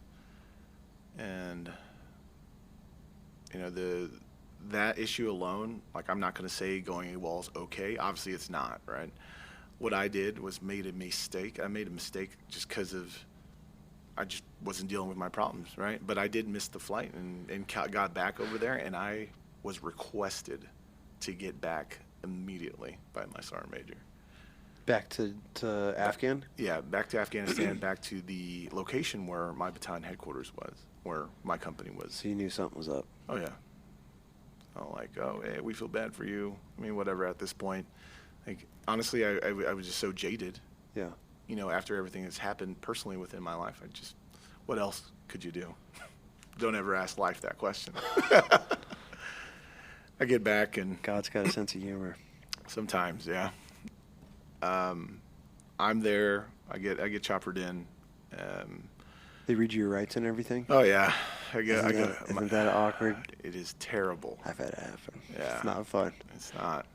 Sergeant Major's there, and he's telling me about... Really, and this was the defining moment. He's looking at me. He says, Sergeant Ingram, what's your excuse? And I'm just reeling back on all of that has happened, right? And it's not just a poor me thing, but at the same time, I'm not trying to minimize my own issues that was occurring. And he's like, you have 3 seconds to answer. Does he have any idea what you've gone through? I don't know. Doesn't I'll just even give him the matter for benefit. him. Yeah, it Yeah. doesn't at this point. I'm just a guy that went AWOL, and I'm a piece of shit. Mm-hmm. He asked me that. I respond like, I made a mistake, Sergeant Major. Sorry. He's like, not good enough. He pushed back his little counseling form and said, I'm going to speak on behalf of the commander and our battalion commander, and we're going to get you processed to get a field grade Article 15. And what's a field grade Article 15?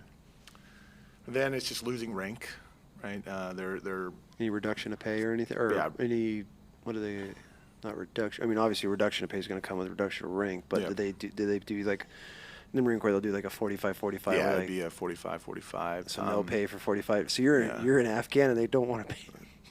Yeah, I did. Did they go through with this? Honestly, no. and we can skip out all the other details, but it came down to a situation where I get back from patrol, and skip what details? I want the details. This is why we're having this conversation. The sergeant major is literally, every time I get back from patrol, I would have to go to his office, and he'd be counseling me. For what?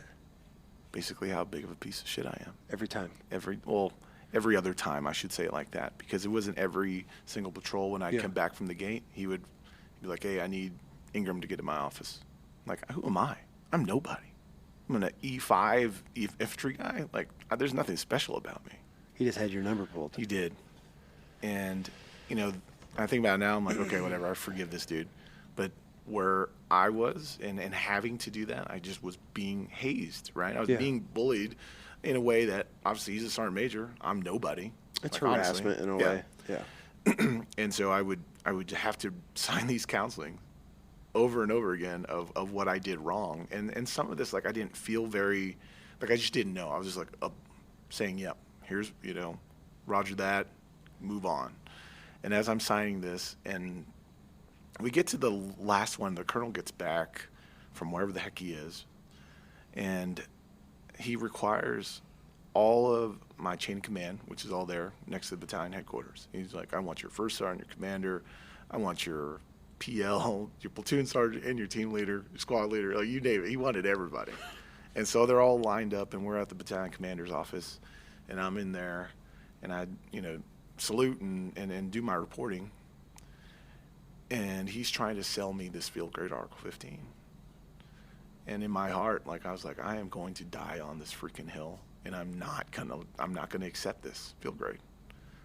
And I remember the colonel, giving me this speech about, hey, obviously you can gain this back, you can do all this work. And all I could think about is the last year that has messed me up. Yeah. Right? And I am now, and I've only done my due diligence, and where I messed up in one area, and this is the treatment I get, that was festering in my heart. I can understand that. And for him, it's like, it's an easy acceptance. Sign the paper. Or do you request the trial by court martial? I was going to ask you get, because I know I have a buddy that he got accused of war crimes, and he ended up shooting a dude. Guy, he's a sniper. Guy got out, started digging with a shovel, smokes a dude. Other guy jumps out of the car, grabs a shovel, and jumps back in. They take off. So he was just out there with a body, and they tried to get him for that. And he took it all the way up, and he ended up getting it all dropped. But good for him. But I was going to ask if that's the same in the. I'm sure it's all the same in all the military branches. Yeah. But so you request a court martial. Oh yeah. So for people listening, if you request court martial, that is like going to like in front of a grand jury, right? I mean, essentially. Yeah. If anybody ever was like, well, I'm going to request court martial, usually your chain of command panics. These are the I guess a couple options. Your chain of command panics because they know it's not going to hold up and they're just fucking with you.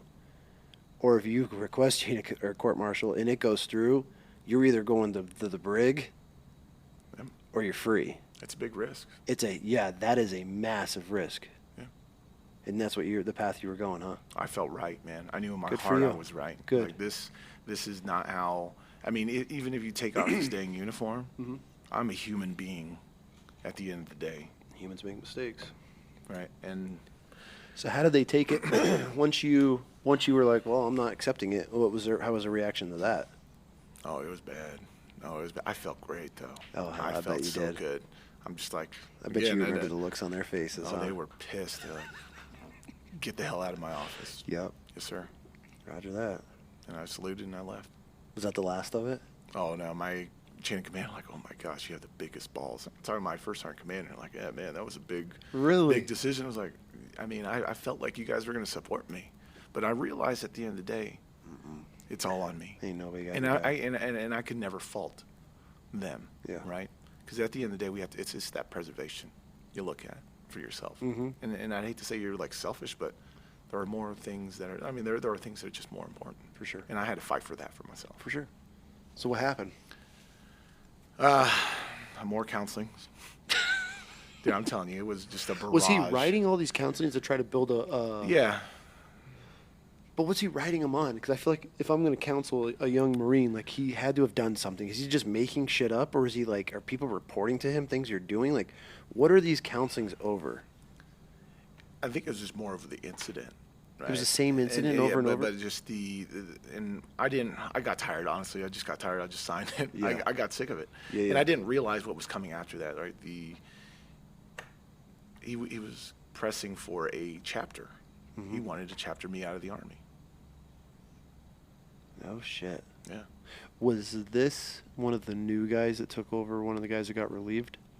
No, this is our next level, right? So we have the company level, and then we got that next level, which is that battalion headquarters. And this is our... And your company yeah. first, sergeant, those got relieved, right? Not your battalion? Yeah. Okay.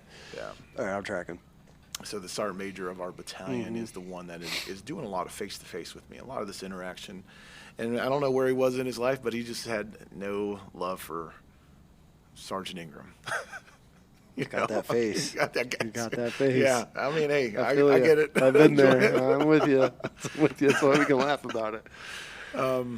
So after a time, I mean, did he eventually give up, or was it like this all the way to your end of your deployment? He gave up because he had to. Because you requested court-martial? I requested court-martial, and then to proceed with a chapter. I mean, you're really reaching, for sure, in a sense, because one, we didn't have the trial. Mm-hmm. So how does that make sense? How are you going to prosecute? Well, you can't. They don't even have prosecution. No. Like nothing. And then you're going to now say he's unfit for the military because of what? On what grounds? And so, but that wasn't the easy answer, right? It was me going through the process of the chapter. So now sure. I'm being sent out of the platoon. I am going to get blood work done. I'm doing like all these processes in Afghanistan, right? They're trying to process you out? Yeah. In Afghan? Yeah. And I'm going to my brigade. It finally got to my brigade psych. And I tell them everything. Have you talked to your brigade psychologist, right? Mm-hmm. Oh, yeah. Have you talked to them prior to this, or was this your first encounter? It's my first encounter. So you walk in, sit down, and just vomit everything that's happened the last year. I felt so good just letting it go. Just, yeah, here's what has happened, right? Again, there's two sides of every story, but at that time frame, that was what was happening to me. How did they take that? They apologized to me. Really? Yeah. You know they fucked up when they apologize. When the military apologizes, it's gone horribly wrong. And it wasn't just him. It was my brigade sergeant major. So basically that battalion level, obviously one layer above that, is your brigade. Yeah. So your brigade sergeant major, which is in charge of thousands of troops. Yeah. I don't know how many are in a brigade. It's got to be. I mean, it's a big. Yeah. He came and apologized to you. I went to his office. Okay. And because of the, psychologist recommending, he's like, I want you to, I'm going to call up the PSD team, the security team. They're going to pick you up. You're going to go to brigade. Were you tripping at this point? Like I was. bricks or what? I mean, at that point, I was like, it's a loss. Over it. Yeah, I don't care. Did you think you were done? Yeah, absolutely. I was just going to, I'm riding the wave. Yeah. Because I obviously I don't have a decision. I don't have a choice. I'm just told what to do. And so you show up. Yeah. And I talked to the sergeant major, do my whole reporting, and greet him, and he's like, just what's going on? And same thing that I told the psychologist, everything that has from day one, from losing, Clayton, from watching, my ex-wife, almost take her life on Skype, to losing my two best friends, to then, burying my own father within a year. To now getting in field grade Article 15. Where I was trying to request a trial by court-martial, was not given one, and now I'm being told that I need to be chaptered out of the Army. And he said, I'm sorry. You're brigade sergeant major. Yeah. So and he went down the list. He's like, I've never lost a son. I have never lost a father. And my wife has not gone through, issues of that nature. And he apologized to me. He didn't have to. That's pretty.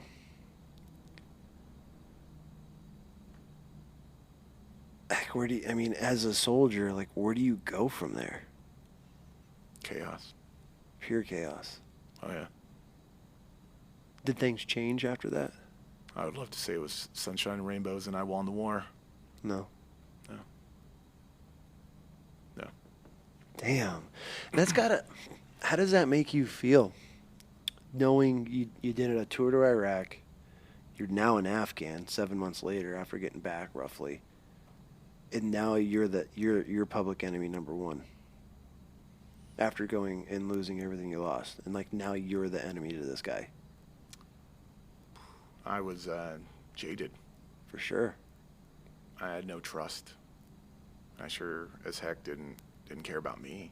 Do you think that's where a lot of the hate came from, knowing that your own units are turning on you? I mean, that's got to feel pretty lonely. Yeah, and that's what sucks. I just didn't deal with the problem at hand. You know, I let that fester. I didn't, and I would love to say there was coaching and YouTube would help and getting my mantra and getting that fixed, but it wasn't that. It wasn't that easy. I was just jaded, and I didn't. Yeah, the trust was lost. Oh, 100%. I mean, if you don't have your unit backing you, what do you have over there? Yeah. What do you have anywhere? Yeah. Damn, dude. I'm sorry. That's all good. Yeah, right? I'm here today. Fucking A. That's I'm here today. That's why we're here, right? Yeah. So once you get back, I mean, how much time did you have left before you guys were ripping to come home? 2 months. Okay. Yeah. Which could be a long. I mean, that could be a long time over there, especially if they're just fucking with you. But so you're counting down the days. How is your wife at this time? She was more stable. Okay. Having conversations and there was excitement, right, of getting back, and obviously internally I'm not back. I'm not back. I am still stuck in the last year, and it was painful getting back to the States, even though I had a beautiful, because and then what I forgot to go over was that I had a daughter, my oldest, Amelia was born. Mm-hmm. And I came back in a very unfit shape mentally. Okay. Rightfully so, I could imagine. And this one's a tough one, but I had a drunken incident. It was a domestic violence call. And I got back. We had an argument. It's my daughter's first birthday. And I remember coming back from a training event, and I could not control anything. I mean, I could have, I guess, but where I lost everything I was thinking, and then I put that kind of, you know, the situations that happened before, and I put that on my relationship. Mm-hmm. And I went to jail. While you were still in? Yeah. So now you gave your command some fuel. I PCS'd at this time. Okay. I ended up going back to Fort Lewis. Okay. Okay. Because I requested that, and they finally accepted it. And, you know, within that time frame of 2013, I was in jail. I was in, I forgot what county it is. I mean, I was there for 30 days. No shit. Yeah. While in the military. It's not great. It's what happened. It's part of me. Makes us who we are, right? Yeah. We're going in deep. We are. Damn, dude, you had a hell of a year. Yeah. That was a... Well, this is after, right? Yeah. This is, there's still more For sure. that's involved in that, but yeah. So you do 30 days. I mean, that's where it goes back to bottling shit, man. Mm-hmm. That's our problem as men, I feel like. Oh, yeah. We're just too stubborn and fucking retarded to just talk to somebody and ask for help. I mean, we'll never change. I mean, it's just, especially guys like us, it's how we're wired. Yeah. Head down and continue the mission, right? Until we mature and get older. And then now I feel like, at least for me, I feel it coming. It's inevitable. Yeah, right? So you get out of jail after how was the jail for 30 days? Okay, let's talk about. We can talk about it. It's fine. I opened that can of worms. How was going to jail for 30 days as hungry. as an active duty soldier? Oh, dude, it was embarrassing. I mean, honestly, it's embarrassing. Did everybody know? Oh yeah. That you were in the military? This wasn't a this with I was gonna say within my unit. Yeah, 100%. No, everybody knew. Yeah, out in town. I mean, in jail. I mean, did they know you? Did the guards, were the COs cool with you because you're just in there with them? Yeah, it's like basic training. You're just a number. Like move it along. When I got booked and I'm in there and I was still pretty messed up. Right, from the alcohol, and I get into the drunk tank, and that was the first time I ever thought about suicide. Really? Yeah. I mean, why not? You create this lifestyle, and you have nothing else to kind of vent your issues with, and here you are in a cold seat with the orange jumpsuit on. Why not? Where does life go from there? Yeah. You didn't attempt. You were just thinking about it. Oh, I was thinking about it. Which is a scary thought. Yeah. How would you want to do it? Probably just either one cutting. Yeah. Yeah, it was just like something that I've had issues with just looking at a blade or even just a gun. But obviously don't have the accessibility to that. But that was the way I thought about it, right? As I'm sitting there on this cold bleacher, with other inmates or those that will be moved into wherever they need to go. Mm-hmm. And I got sent into the hole for about 5 days. Really? Yeah. All by yourself? All by myself. How was that? 5 days of solitaire. I mean, that can make you come to Jesus real quick or not. Oh, yeah. It was dark and cold.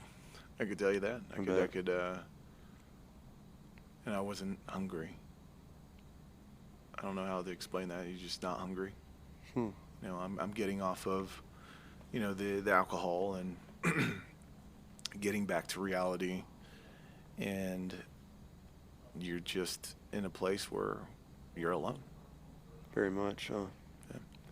Yeah. Where's your wife at this point?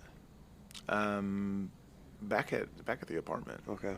And I'm just trying to figure out what's next. Yeah. I mean, I was thinking, am I going to be stuck in solitary for the entire time? Mm-hmm. Is it always going to be this dark? And, I just couldn't eat, man. Just couldn't eat. So you lost a lot of weight in 30 days in there, huh? That, and I finally got moved to General Pop and was in there hanging around. How was that dealing with those guys?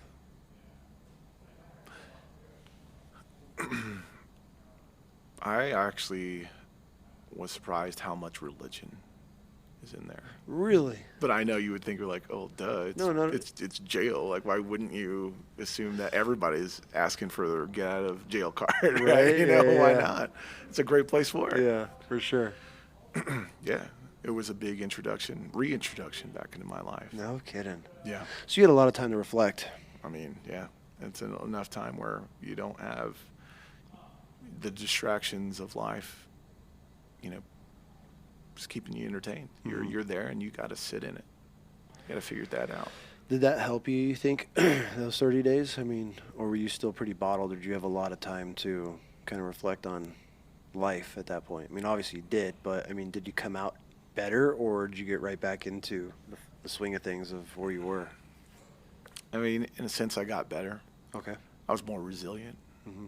In a way, there was that confidence back into who I was, and just knowing that I could trust myself. Yeah. But it wasn't a great road as soon as I got out of jail.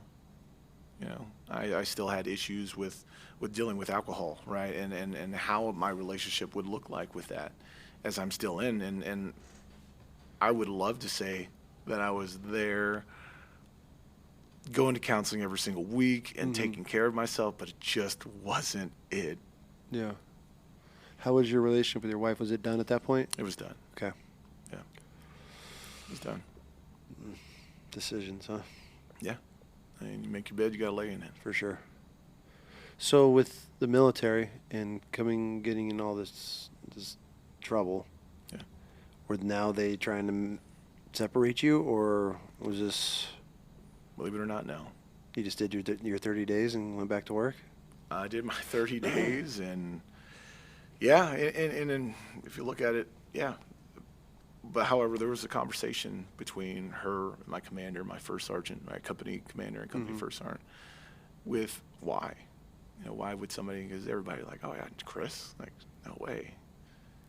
This is such a gentle guy. He's such a nice guy. Mm-hmm.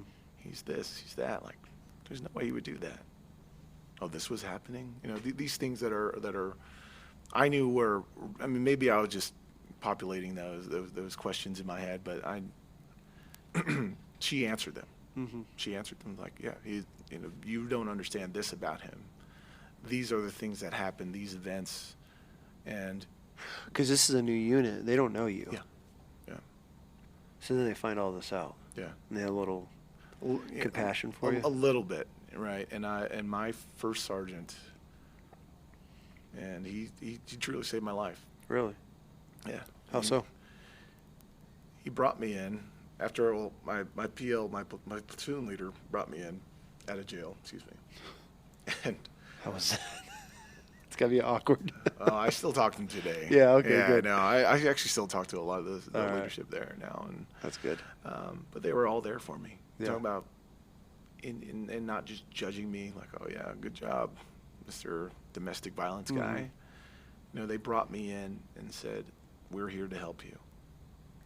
And that finally, Good. like that, coming from, That's all you needed to hear. yeah. And I didn't get the field grade that I did deserve. Mm-hmm. Flat out, I deserved it. I could have said that I deserved to be chaptered, right? After that issue.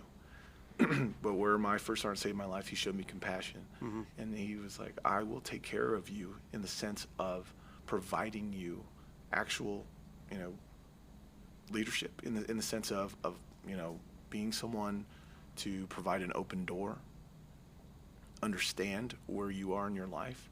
And maybe he went too far. Who knows? Yeah. So many people question that kind of leadership. Like, why would you even dare spend your time with somebody that's a deviant and let alone he says he's a soldier?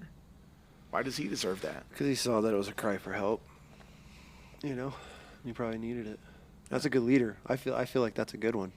Yeah. That's someone that's able to listen, diagnose the problems, and see that there's deeper shit going on, especially that they didn't know you. Yeah.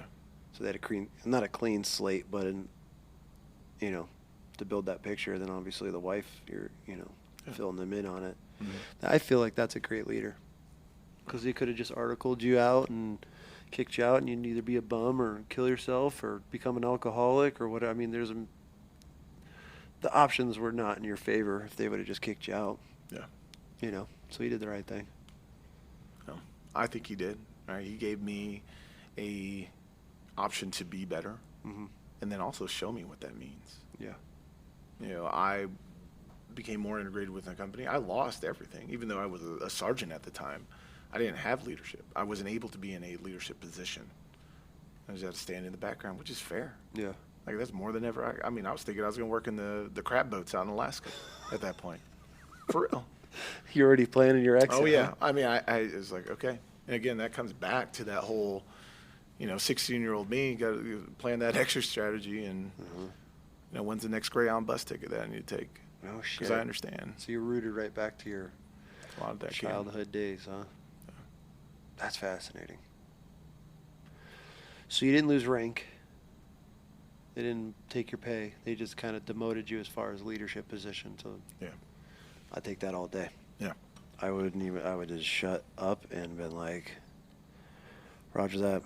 And it did. I had to perform. Yeah. How long did that go on for? About a year. And I ended up moving into a different company, Okay. our sister company, right next door. And there, after looking back of what the opportunity was that I was given, I was like, man, I'm going to go to Ranger School. Really? Out of all things, you're going to be a ranger. No, I wouldn't say be a ranger, but Ranger school, yeah. Ranger qualified. Yeah, You get in the weeds of things, and people are like, "Oh no, you're not really one." I'm like, I don't That's really care. a hilarious. That's a hilarious thing that I never knew existed. Oh yeah, it's a thing. Oh, he's just a tabber. I'm like, what the hell's a tabber? Oh, he went to ranger school, but he's not a real ranger. I'm like, what makes somebody a real ranger over versus being a non-real ranger? Well, he's a tabber. What the fuck is a tabber? Like that is hilarious about the ranger community. Is that if you, I guess, and correct me if I'm wrong, if you haven't deployed or as a ranger, you're not a ranger, but you wear a ranger tab, so you're just a I don't know, man. weird community. So, anyways, you go to ranger school. Oh yeah, I went there. I loved just taking a beating. I failed twice, man. Hard. Really? Oh yeah. How? I didn't just go straight through. I mean, physical fitness. I just wasn't ready. I was ready mentally, but I didn't understand what it really took. Okay. And so whenever I'm there, like day one, this is great. And I just didn't pass. I was a terrible runner, and at that point, I understood I needed to build a path, right? I was like, well, duh. Just go work out, dude. It's that easy, right? It's that easy. It's that easy. I'm just going to go for a run every day. I would love to say that I went to Ranger School and I conquered it and it was fantastic. Nah. So you got how many? You made it the first day. You said the first time. Yeah, it was the first day, and then I'm like bald. I had to go back. It's so embarrassing, man. Everybody's like, "Oh, dude, what happened? Did you fail push-ups?" The first day. You go back to your unit. You're one of those guys. Oh One of all these dudes quit the first day of ranger school. Yeah, all right. And I got dropped, and I don't care. I laugh at it now. Yeah, but it's so shameful. You're just going back so bald. Oh man, that's rough, huh? Yeah, they're like, hey, we know. All right, whatever. And then you went back again. I went back again. Didn't pass. Patrols got me. How? Whenever you're out in the field and you're in a leadership position and you're trying to understand the dynamics of controlling, I wouldn't say controlling, but like leveraging different leaders to do their job, it's very difficult, right? And like any boss can understand, like it just sucks. Sometimes you got to be the one that stands back and then says something, or is the one who's very direct. I was not ready for that. And you would think that, you're a team leader, why wouldn't you be able to do that? Yeah. I just didn't know how to talk to individuals in that way, or like, and it was very frustrating for me because I was more into what didn't happen for me in that time frame, in that second time, because I was still kind of reeling from, all the mishaps of 2012. So my mind's back there. Mm-hmm. But as I'm going through the school and something bad goes on, then I go back to, this is why, and it becomes a very, very, very easy way to be a victim or just like not have responsibility, because then I'm not thinking about the mission. I'm thinking more about my problems. Mm-hmm. And guess what? We're not sleeping. We only have one meal a day. And it's just too easy just to be like, well, screw it. What's Rangers? I mean, how far? So then the third time you made it. Yep. What's Ranger School like? What was your most hated part of Ranger School? I would say it's like jail, just because I could reference it to it. Yeah. Yeah. I mean, the worst parts is just not being able to sleep and not being able to eat.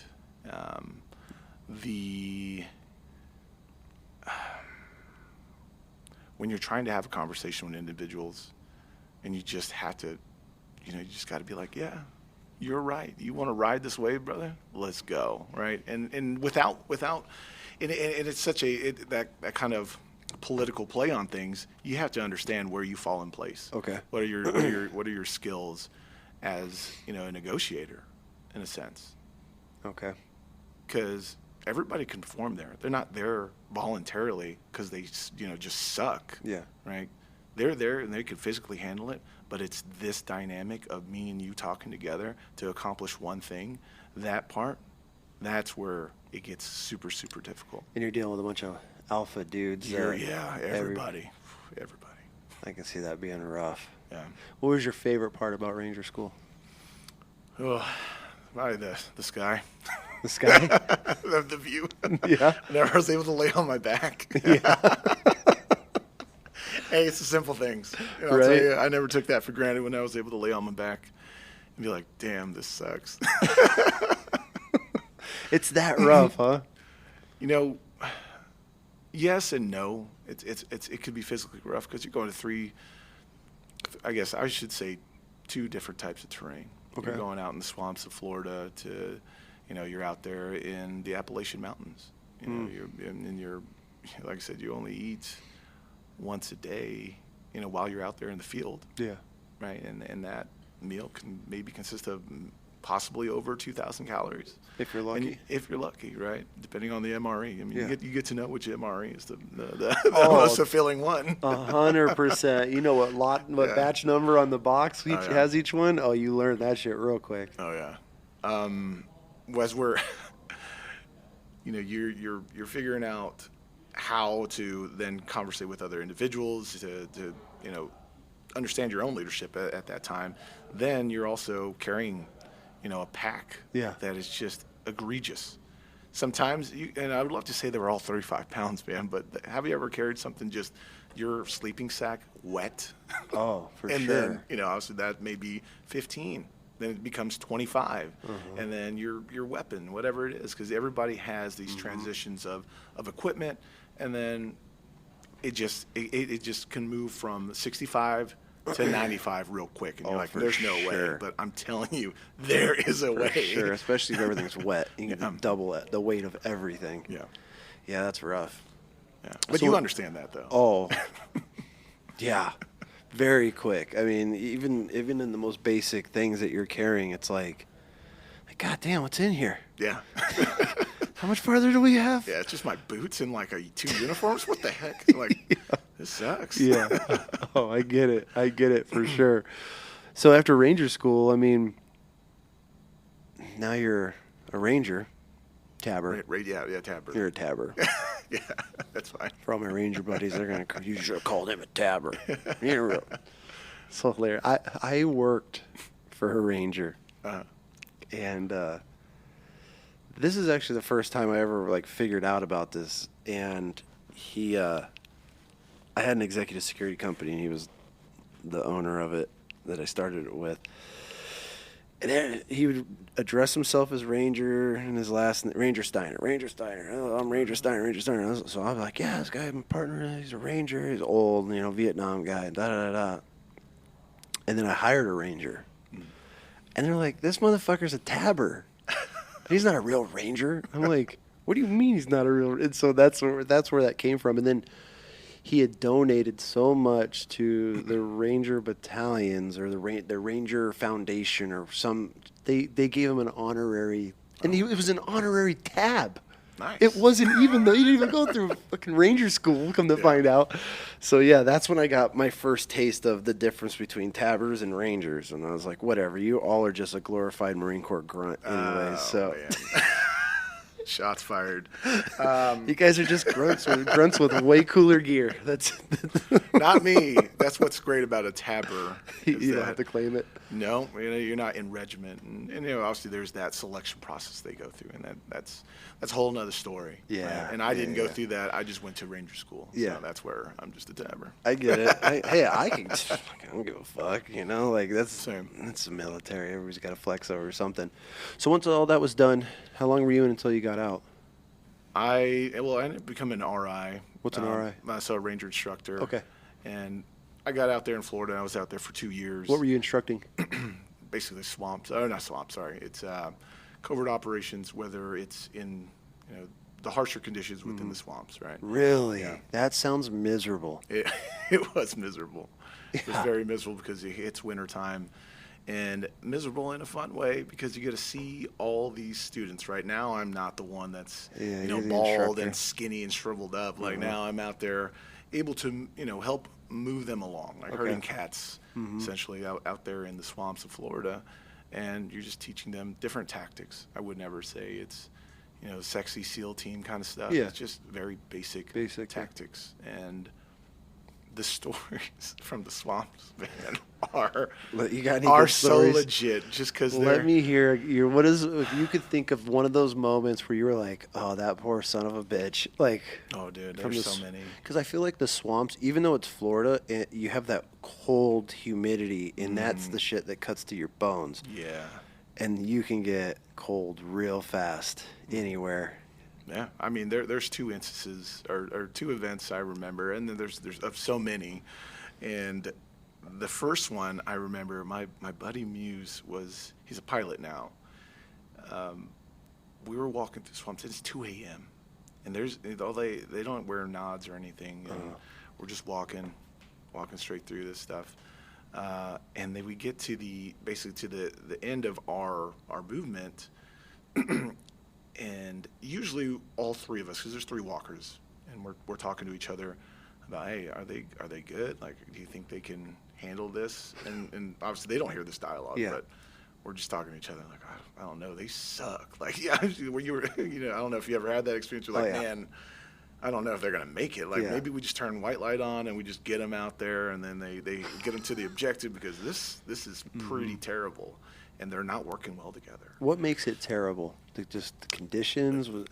It's there's so much that goes into that, but usually it's just the attitude. Okay. Right? If you sense the attitude of a platoon, and they're just bickering, and you're like, okay, like, you guys can do whatever you need to, but at a certain point we got to cut that off. And who's going to do that? And if there is no kind of alignment within this platoon, then heck, man, I know there's going to be straight and utter chaos in all of it, and we're going to get lost. We're gonna start fighting within, and we're never going to get our mission done. For sure. And that's where, as our eyes, it would be a move where, like, hey, we're going to sit you down. We're going to get you to where you need to go. And so you're there to just keep controlled chaos in a way. Yeah, and we have to grade them as well, right? So these guys are just falling apart? They were falling apart, and we finally get moving out of the swamps, and it was forever. We're and we're talking about 600 meters of swamp, which is still pretty tough to navigate, right? Because they still have to do what we call through the dark. Okay, yeah. This is all like 2 a.m. Right. And they maybe slept maybe 1 or 2 hours. Okay. They haven't eaten yet. Yeah. So they're just human beings. They're just like, I don't know how to, it is a weird animal that a Ranger student is. And I'm sure like a Marine Corps grunt just out there in the field, you just become an animal. And as we're getting out to our basically our place out of the swamps and getting to the objective, my buddy was absolutely pissed. He is he just doesn't deal with nonsense. And there was a lot of like, ooh, boo-hoo, poor me. And I remember him just yelling in the background, and I'm in my position because I'm trying to stay in the middle of the formation. Yeah. And then I go up front, and we're about to the objective, and it's a straight, long hill.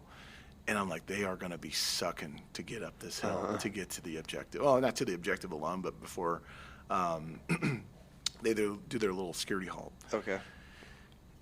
And I see this red lens flashlight, and you see the herd of people, and in the base of this hill, I just see the shadow of my buddy and his hands just flailing in the air. And I'm just laughing. I'm like, oh, man, this is not going to be good. And I just hear him yelling from the background, and he's just going at it with this because he was the student was a leadership position. He was a platoon sergeant. My buddy was grading him. And I'm pretty sure this kid knew his grade. Like, he's like, I ain't passing this, because accountability is the biggest thing. For sure. And get up there to the top of the hill, and I see Justin out there, and he's still going at him. And he is in front of the student, and I see the student come up, and it was probably the most obnoxious thing, from boots. Like, he had his rucksack, just everything was just outside of it. Okay. I'm like, how did that happen? Like, I mean, I get we just went through the swamps, but what happened to this kid? I'm thinking, I don't think that, my buddy would do anything to him like that. Yeah. But he's just coming in, and I just see him, and he's swaying back and forth. He's falling asleep. He's falling asleep, even after he was getting chewed out. He was getting chewed out the entire way. This kid just had, his eyes are almost closed. And then it was just the shadow. What made it more impactful is like, I'm just seeing this kid with wobbly his boots shadow, and just trying to walk with his, M4 as he's trying to get up there. And he's the platoon sergeant. And I couldn't stop. Like, and I honestly had to pull away. Yeah. I had to pull away because the other RIs we had to huddle a little bit, and we're just like, what the heck is happening to this guy? He's like, yeah. And my buddy Justin was just like, hey, he's just giving us a lowdown of his interaction. Like, well, we saw it, and obviously this is what is occurring now. I think he just kind of gave up. No shit. But that's a part of that kind of realization as a student, like, how much are you willing to take? Can you come back from it? And maybe that was more of an obnoxious example, but he didn't make it through that one. No. Yeah, no, not really. So you dropped immediately if you don't make it? No, you're not technically dropped immediately. And there's times where you can actually go back and do another patrol in a leadership position. Yeah.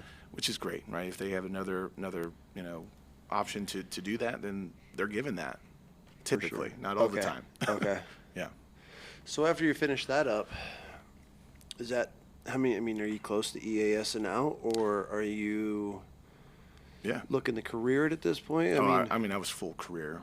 I knew after I passed through Ranger School and went to some other schools there, I was like, man, I want to be at least a first sergeant one day. Okay. At that point, I was looking at sergeant first class, and I got promoted right at the tail end of my time out there as a Ranger instructor. So what made you decide to get out? I didn't decide that. I guess it was I did decide on it later in the back end, but I had a heart condition. Did you know this the whole entire time, or is this something that came up in the military? It was something that came up. They didn't catch it at MEPS? No, they didn't catch it at MEPS. Was this developed during then, or? It was actually after my COVID shot. And I went to go get a physical so I can go to school. And I go to, our medical station and talk to the PA. Yeah. It's like, hey, I just want to get a physical so I can go to school. All right, cool. And I get my orders, right, to go to the specific, places to go get checked out. And I go to the cardiology and get my EKG. They're like, oh, this is really weird. I'm like, okay. I mean, I've been told that before. And this, cardiologist is like, well, we want to dive more into it. And so he did. That's kind of, you got to be like, oh, for what? Yeah. I'm perfectly fine. What are you talking about? Like, I'm out there, physical fitness in that sense was still a big part of my life, right? And I get orders to get my CAT scan done, right, for my heart, and they come back like, wow, you have, aortic root dilation. What the hell's that? Basically, the two pumps that go to your heart. Okay. My aortic root in itself is hardening to where blood cannot go into that heart, and it immediately will just like harden itself to where it'll just close off eventually. Did you just have a heart attack or what? And it just will stop pumping blood into the heart, and I would die instantly. Is there a way to fix it? Yeah. I mean, it's something that's, you can fix it. So you didn't have any of these problems till you got the COVID shot? I'd hate to be somebody with like a conspiracy theory, but for me, I thought it was just way too easy. Make it make sense. And the time frame of where, the Army was with COVID vaccinations, and I was like, I don't know if I'm just prey to this, and I want to stay in. I want to be here. Like, can we find a resolution to where I'm not having to get out of the military? And I was just only given options of like, no, you need a chapter out. Like, what the heck? Damn, they forced you out. Yeah. So they forced you to get the vaccine. Mm-hmm. Then you come down with this heart condition. Yeah. Then they forced you out. Yeah. God bless the military. Yeah, man. My brigade surgeon, she fought on that hill to make sure that I was not going to deploy or anything. I couldn't do my job. How did that make you feel after dealing with all of this bullshit up until this point, and then now this is what's doing you in? That had to have been a blow. Just even more frustrated. I mean, I became that same individual in 2012, and in a way, not as harsh as that. Right? It was, I felt jaded. I felt very abandoned, probably. Yeah, oh, very, very much so. And I was like, why? I'm the one you want, right? I'm special. I did Ranger School. I did what you asked me to do. And this is a favor. Yeah. You had quite the career. Wild, man. And so then you just started your med board. I did. When did you get out? December of 2022. You're fresh. Yeah. Fresh. So what are you doing now? So I work for Gray Group. Which is what? They manufacture plate carriers. They draw, I mean, you can kind of blur the lines of civil defense, but right now there's a lot of growth in our company. Cool. And trying to figure out where we want to go with other, kind of associating ourselves with other companies to create this partnership. Yeah. So How do you like it? I like it just because I work with some really cool people. That's cool. And that environment is what I needed, because I'll tell you, the first year of getting out was really, really, was nasty. How? Just alone? Alone. Gone through a second divorce. And then I ended up going into, inpatient, because I just could not transition well. I did not transition well out of, that career. What do you mean inpatient? Why'd you end up there? An incident where, I wanted to take my life. I was going on medication for the first time in my life, and I was on Prozac, and I became so comfortable with this thought, an intrusive thought, where I can look at a gun and I can be like, it's okay. It's okay to That's what? okay to just go ahead and pull the trigger on that. Just put it in my mouth and blow my brains away. That became a normal thought? That became a normal thought for me. That's scary. Yeah. And this is, you want to say this was med related? I don't know if it's med Or was related. it just everything that compiled onto you? Yeah, everything. Everything that was happening or not happening, right? Was happening was like, I'm out. 2, not happening is my now, relationship that was just going, under, and a lack of purpose, a lack of confidence, a lack of strength. Mm-hmm. There was no, and support structure's gone. I have barely trust in my own family. Yeah. So And you have nobody. Yeah. What stopped you? I mean, how close did you get, if you don't mind me asking? I was in the bathroom, and I just sat down, and I was ready to just take my life away, and I was okay with that. What stopped you? What stopped me was, honestly, my girlfriend right now. Really? Yeah. Good for her. Yeah. How did she stop you? Did she walk in on you? She called the cops. Good. Yeah. I mean, you Yeah. do what you got to do with that situation. Mm-hmm. And You're I got probably pissed at the time, though. No, I No. honestly wasn't. I wasn't mad at her. I wasn't mad at her at all. Good. I was like, okay. It's like, this is obviously this is not okay. And I told her about the incidents of where I was with the medication and how I felt, and honestly the intrusiveness of just thinking that's acceptable, Mm-hmm. right? Did you end up in the hospital? Yeah, I ended up going to one of the inpatient clinics here Mm-hmm.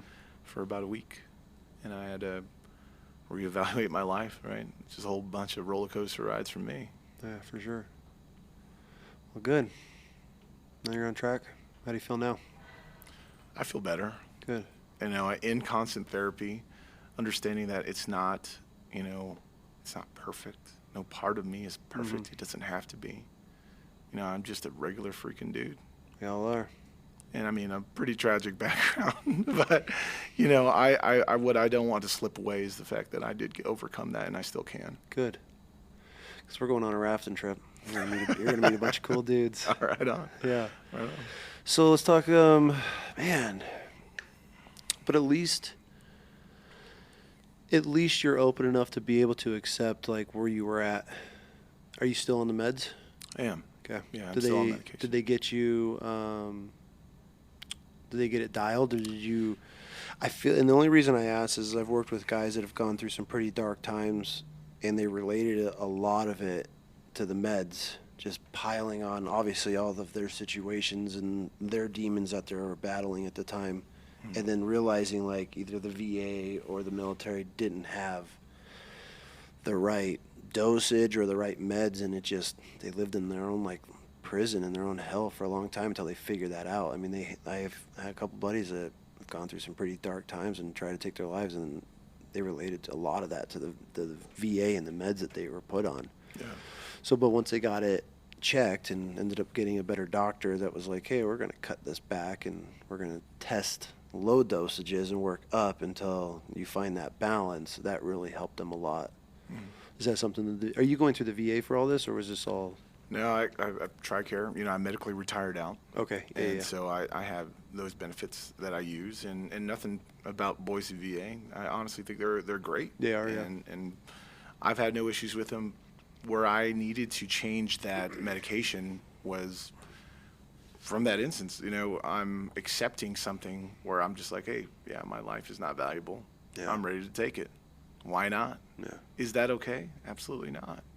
And so talking with the professionals, right, that did give me the medication. Trust me, I've never been a person with my background, with my father being someone, never, ever, ever, ever looking at medication as the answer. It's just like you sit up and you kind of, I wouldn't say walk away, but you just get up and walk, you know, you'll be fine. Yeah. But that mentality, you know, was what really stopped me with just going in and accepting I am at that point in my life where I did need it.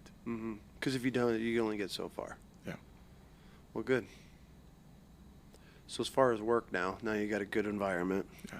Sounds like you got a pretty good woman that's... Yes, I do. I mean, good enough to call the cops and care.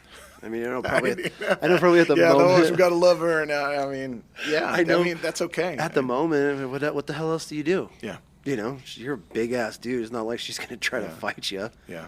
Try to wrestle a gun at you or anything, so I'm glad she made that decision. And so now you're working with a real good group of dudes. And so, a question. Yeah. After everything, and you're not the only vet that's battling demons or gone through a bunch of shit. If you had any advice for any guys that are looking at some pretty dark times, what advice would you give them? Ooh. My advice is to look at, you know, what plan of action can I go through logically? And I know that sounds really weird, but I never put myself in a position to I always reacted. Everything that I had was just emotionally charged. And if I just would have gave myself the time and space to sit down with my thoughts and then build a whole plan of who and what I could talk to, or I mean, not what, but really who I can talk to.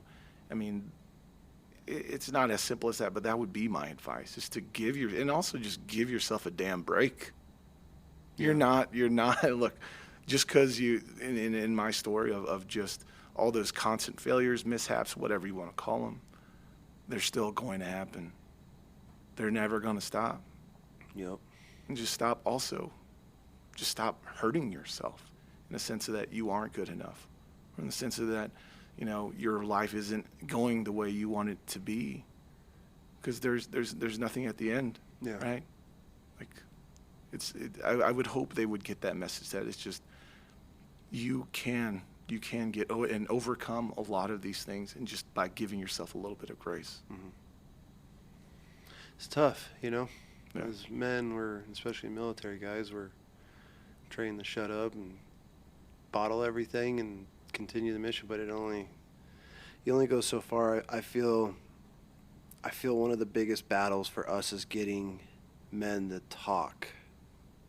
And I see these clips of like Dana White and Joe Rogan and shit, and maybe not so much Joe Rogan, but like I saw a clip recently of Dana like, I'll never talk about my feelings. Like, fuck that. I'm a man. That's not what we do. We go to work, we grind. And, like, I look at that and I'm like, God, that's how you end up in situations where you're sitting in your bathroom with a pistol in your mouth. Yeah. Being vulnerable. I feel like being vulnerable is a healthy thing when you're able to communicate with somebody, a friend, a wife, a girlfriend. Doesn't matter, you know. I feel like that's where this generation now, you know, we're so torn because we have these, you got to be a man, but at the same time, like, we can't show weakness. And one of the things that I've definitely learned over the years, especially my wife, goddamn, she's on me. And she calls me out for everything. And it's being able to realize, like, okay, I am being an asshole. I am having a moment in accepting it of who we are, and that, you know, the demons are working themselves back up and coming around again. And if we don't talk about these things and we don't voice them or talk to a friend or get away and clear our heads, you just start adding layers. You can compound layers on layers on layers, and then you have, my wife calls them episodes that trigger us, you know, and then we end up in a hospital, or you end up killing yourself or slitting your wrist or taking a bunch of, whatever it is. It's because we're men and we don't just talk. And the only reason I even say this is, you know, especially when I saw that Dana White clip, it's like, come on one of these trips with a group full of guys and you talk to a vet that literally lost his whole unit. He was the only survivor out of his whole unit. And to listen to that dude talk and to tell us the only way he's gotten through the survivor's guilt of being the only guy to come home was to talk to other veterans. Like, I see those clips and it's like shut the fuck up. Just because you want to bottle it, like, and then that's his message. And then you have this young generation of young men that are looking up to these, you know, influencers talking about, we're men, don't talk about your feelings. You shut up, you grind, that's what we do. That's what our dads did. That's what their dads did, and look how they were treated, you know? It's not good, man. We have to get that shit out of us, or it just becomes cancer. Yeah. You know? It sucks, but at least there's so many good programs now, and that's where you fucked up. You didn't reach out. You're not wrong, dude. Call it how you see it, man. Spade's a spade, Spade's man. a spade, bro. That's why we're gonna go rafting here in the end of August. So, but I mean, look at now. Like, you're able to talk about it, and that just shows, like, you know, if you're bottling these things and you carry this, and you could only carry the hate for so long, and then once you realize when you get rid of even just a little bit of hate off of your heart, dude, it's the most amazing feeling. Yeah. It is the most incredible feeling when you can just breathe and you don't have, I don't know if everybody feels the same, like in the past, like it's like weight. And you hear people explain, like, it's like this weight on your where you can take a full breath when you don't want to just fight the world anymore. And that's, I think, the biggest problem with men coming out of the military, especially these combat units and these alpha dudes, is like they're so used to fighting the world. And we feel like that's the same thing, when you just need to check yourself and take a step back and be like, cool, like, I'm not in that world anymore. I'm not in that environment anymore. Why do I act like this? Why do I still carry this? No offense to the military, they don't give a fuck about us. Why do I still have to defend it and act like I'm this or be this because I served? You got to find a way to clear. I'm not saying you, I'm just talking in general. We as men, like, have to find a way to be able to just voice. I don't care who it is, man. You find somebody that can listen to you. Like, that's I think our biggest thing. If it's through church, through friends, through loved ones, whatever it is, man, I think us as a community of veterans, like, we really need to start talking more and getting stories out there and letting people know, like, hey, this is what I've gone through. I mean, I know it's probably pretty hard for you to sit here and, like, talk about losing a son and what your wife was doing. I mean, that's a wild time, but if you're not able to talk about that, it builds and it builds. And I feel like every time we're able to at least voice it to whoever we feel comfortable with, it helps. It, like, releases that hate, the tension, the pressure, and it helps every time. And I've seen a lot of guys just get a lot better just by having somebody listen to them, especially wives. I wish wives would just, I know we're assholes. I know we can be extremely difficult to deal with at times, but I feel like what separates the incredible wives from the rest are the ones that are able to, like, okay, what's going on? Where are we at? You know, and I feel like if a lot more wives, instead of, and I know they can only deal with it for so long. I mean, you can only be a punching bag for so long. Yeah. Absolutely. I completely understand that, and I'm not saying every wife has to stick around and every situation's different, but for the ones that know their husbands, and when that pressure is building again, or when they're about to be triggered for something again, and they're the ones that step in, and they're almost like that barrier, that roadblock, like, nope, I'm going to deflect it here. Those are the ones that help guys get out of some pretty dark times, and if they don't have that, then look for your friends, Did you talk to my psychologist this morning or what? No, my wife, man, she just drills me every goddamn day. That's what I got to live with. My wife should be a psychologist. All the shit I've put her through, that poor woman, but Yeah. it's helped, I think another big thing too, and a lot of guys will never admit this, is learning how to cry. I'll be the first to admit it. And I say that shit because this goes back to that Dana White thing about showing weakness. Like, I never cried. I'd fight that. I'd fight it. And then when my brother died, man, that's when I realized, like, I couldn't fight. I could have literally fought. I would have burned this world to the ground. I had that much hate at that time, of everything else on top of it. The once I realized, like, dude, you just got to let it. And I'd just sit in the shower, and let it out, and I would feel so good afterward. And you'd hear these guys like, I don't show weakness. And you see these influencers, you got to feel good from prison to billionaire, and all these dudes. And it's like, you never show weakness. I don't do this. That's for pussies. It's like, you ain't done shit. Shut the fuck up.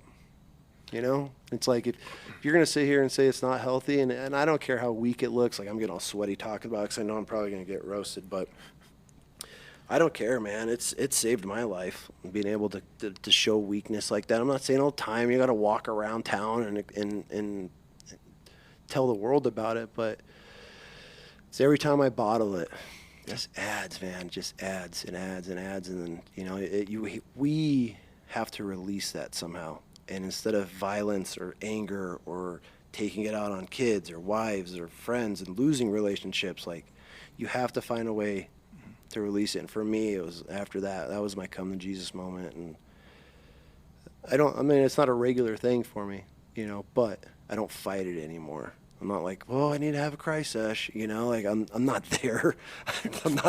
I'm not that dude. I know. But instead of fighting it, man, and showing emotions, and like, I have no problem with it anymore. And I feel like that has helped me a lot. And I've talked to other vets, and they're the same. They're like, man, I never cried. Never saw my dad cry. I don't think I've ever seen my dad cry. Yeah. It's just how we were raised. And so, but now it's like, we've gone through a lot more different things. We carry a lot more different problems, with war and families and death and losing loved ones. And yeah, man, I'm all for it. I'm all for talking. I'm all for communicating. I'm all for, if you have to cry, cry. Like, and that's, I think, would help a lot of guys out instead of that pressure. And I think that's what it comes down to, is finally get enough weight on your shoulders and they can't carry it anymore. Yeah. So, and when they're not able to compartmentalize that, they're going to do what I did. Mm-hmm. You're going to be a great example of me, which is not the answer. You don't want to. You're just another statistic. Don't be that 22.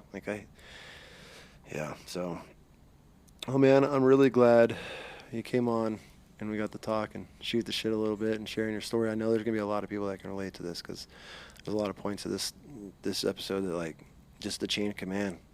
I can relate to all of that. I had such a horrible leadership in my career and for a couple of my gigs, but I really appreciate you coming on, man, and sharing it. I'm glad you're doing good now and working with a good group of guys. I'm excited. I know we got some things planned, and I'm gonna get you on this rafting trip, and you're gonna meet a really good group of guys. And we actually just did a podcast with a gentleman. We call him Cash, and he's a Green Beret, and I think he's got to come on that trip too. And so he's here local, and it'd be good to get you guys connected. So I just listened to that, and I thought he was cool. I would love to meet him. Yeah, honestly. yeah. I was just talking to him this morning, and I was like, so yeah, I'll get you guys the dates, and we'll get that lined up. But again, man, thank you. If you ever need anything from us, please reach out. And then, as far as if anybody wants any tactical gear, because it's pretty badass gear you guys have. How do we find that? Where do we go for that? You just go on our website. You'll Which find is us what? there. GrayGroupTactical.com. Cool. And yeah, just go ahead and get yourself an order, and we'll help you out with that. Is there any way people can reach out to you? I don't want a phone number, but you got an Instagram, emails. Well, we can get all that tagged. And the reason I ask this is because I know there's a lot of, you're not the only one. You're not. Yeah. You are not the only one, and I hope veterans that do listen to this that have gone through or are going through these times, I mean, maybe they can reach out and you can help. And I would love that. In fact. I think we need to start building a better community. I think that's one thing is all these charities in the world, and then we're doing really incredible things, but I think the one thing that we really need to start focusing on is bringing the community together, even if it's just same military branches or experiences, whatever. But no, I feel like a lot of these guys are just lonely. Yeah. And so we need to really start doing that. So I want to start getting guys either options to reach out. And I know there's going to be veterans that are going to be like, holy fuck, this guy just told my whole life story. I mean, I hope not. But I mean, yeah, I if there's something is relatable, I mean, hit me up on Instagram. What's your Instagram? GrayGroupTactical.Chris. And then, please, I would love for anyone that is struggling in that, process. I will gladly help. Yeah. Thanks, dude. I Thank you. appreciate you coming Appreciate on, it, man, and thanks for sharing your story. It was incredible. I know it's been a rough go for you, but hey, we're past a lot of that shit, and now we're moving forward. So thank you very much, and we're excited for the future. And I'm excited to get you out on the water this next month, and we're gonna have a good time. We're gonna get to meet a bunch of awesome guys. All right. Thank you. Thanks, man. dude. Appreciate you. All right.